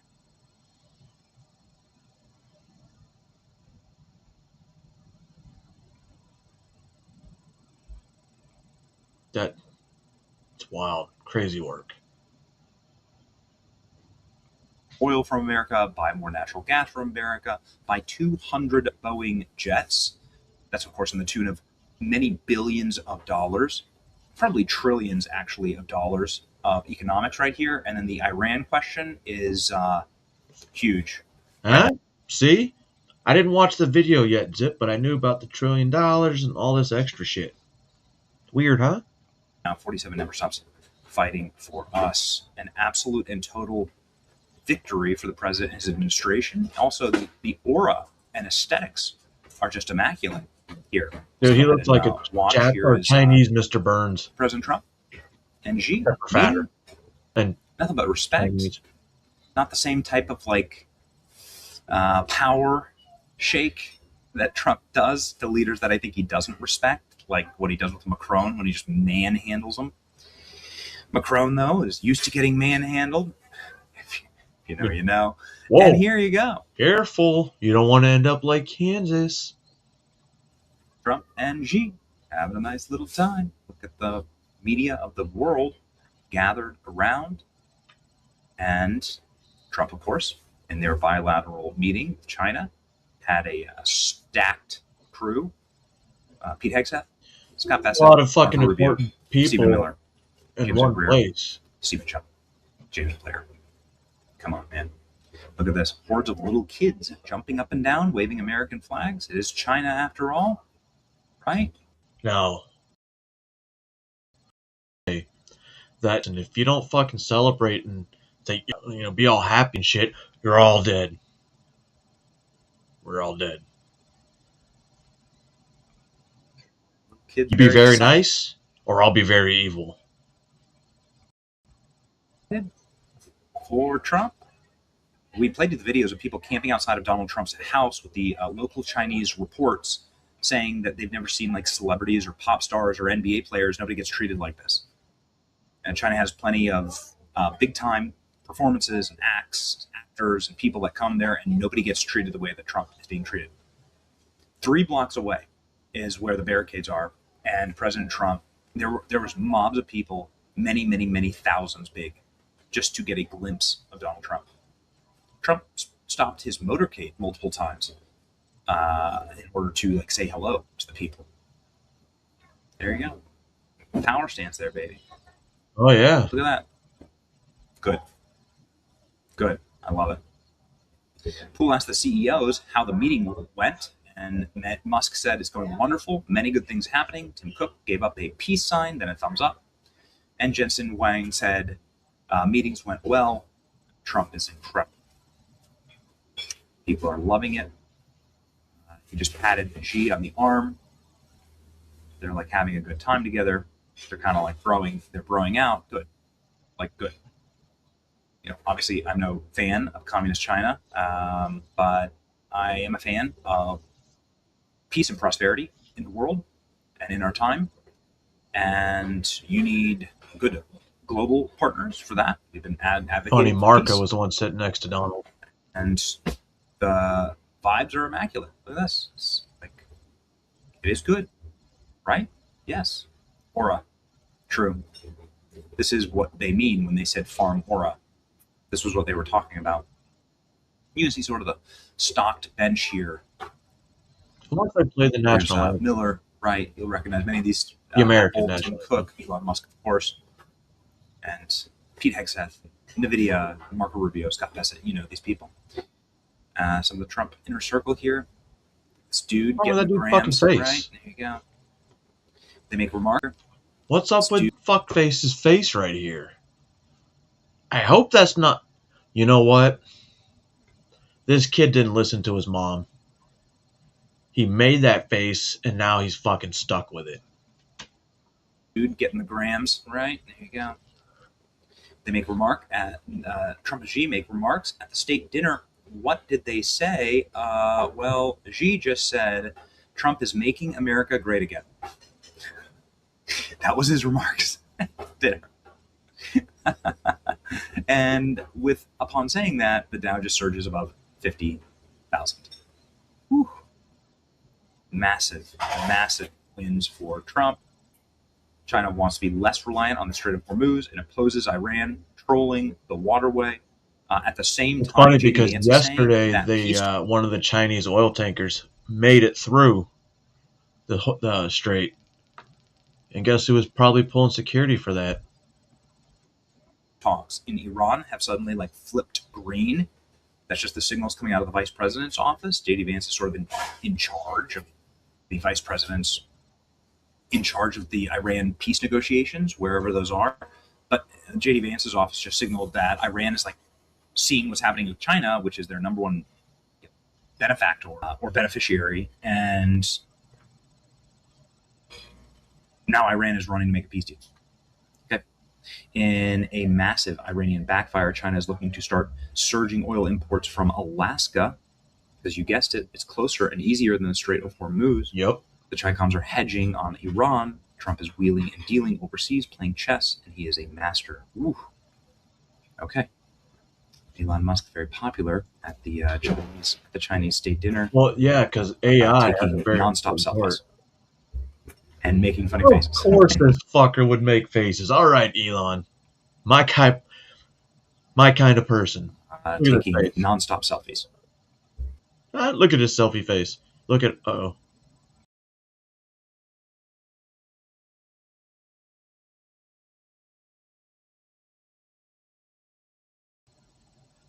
Okay. Nope. And making funny faces. Stupid fucking until I unmuted. Doo-doo-doo. He's probably tweeting weaponized autism. Doo-doo-doo. And they are trying to prevent war over Taiwan. Okay, fine. I'm in favor of this, right? And they don't want that conflict mishandled, whatever, right? Okay, fine. I mean, on some level, it's like, okay. Just as long as my hemisphere is secure. Having the video over there too. That's all I want, as long as America isn't in a war that is prolonged for years, 5,000 miles away from my home. Elon Musk's kid, little X, is wearing like a Chinese school kid uniform, and Elon says, my kid is learning Mandarin. That's what he says. He says, my kid is learning Mandarin. Normalize kids in public places. It's so important. Having children, sharing these experiences with them is the greatest joy. It is absolutely. This is pretty cool. Oh, and they The sequence voted is pretty incredible. no to limiting the war powers. So Trump's got more time to do what he needs in Iran. And Trump has brought all of these major business leaders to China, and they're all getting facts, man. They're all people who compete with China and want to invest in China, and I think Of course, Tim Cook. And it's not diplomacy; it's leverage with a handshake. Very cool.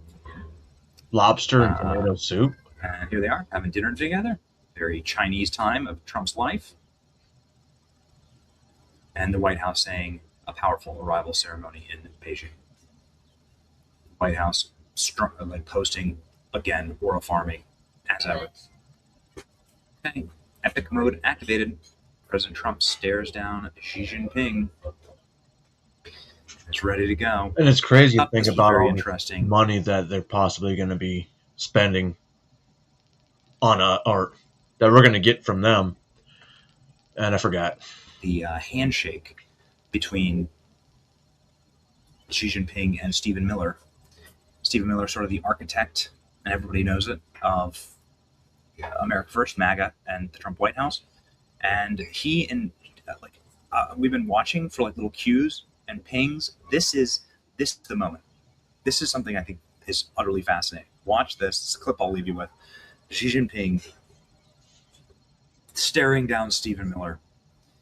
What does this mean exactly? It seems like it's out of respect or curiosity for the Dark Lord of the White House, but I love to see it. I want peace, prosperity for my nation, for everyone, right? Yeah, I don't wish ill on anyone. Wild, right? Since it is something that just broke, obviously it's going to take me a little while to ensure that it keeps going unchanged. Because that's just how things work. And I think that was the last one on the video. All right, ladies and gentlemen, boys and girls, we went over a variety of topics today, and I knew I was going to run this one long because I basically said, fuck it. Even though 10 people watched, it's okay. It's okay. Because I'm still here. And I'm not telling you how to think because, well, if I was telling you how to think, I'm just telling you to think. Yeah, you didn't finish that. Okay. Good observation.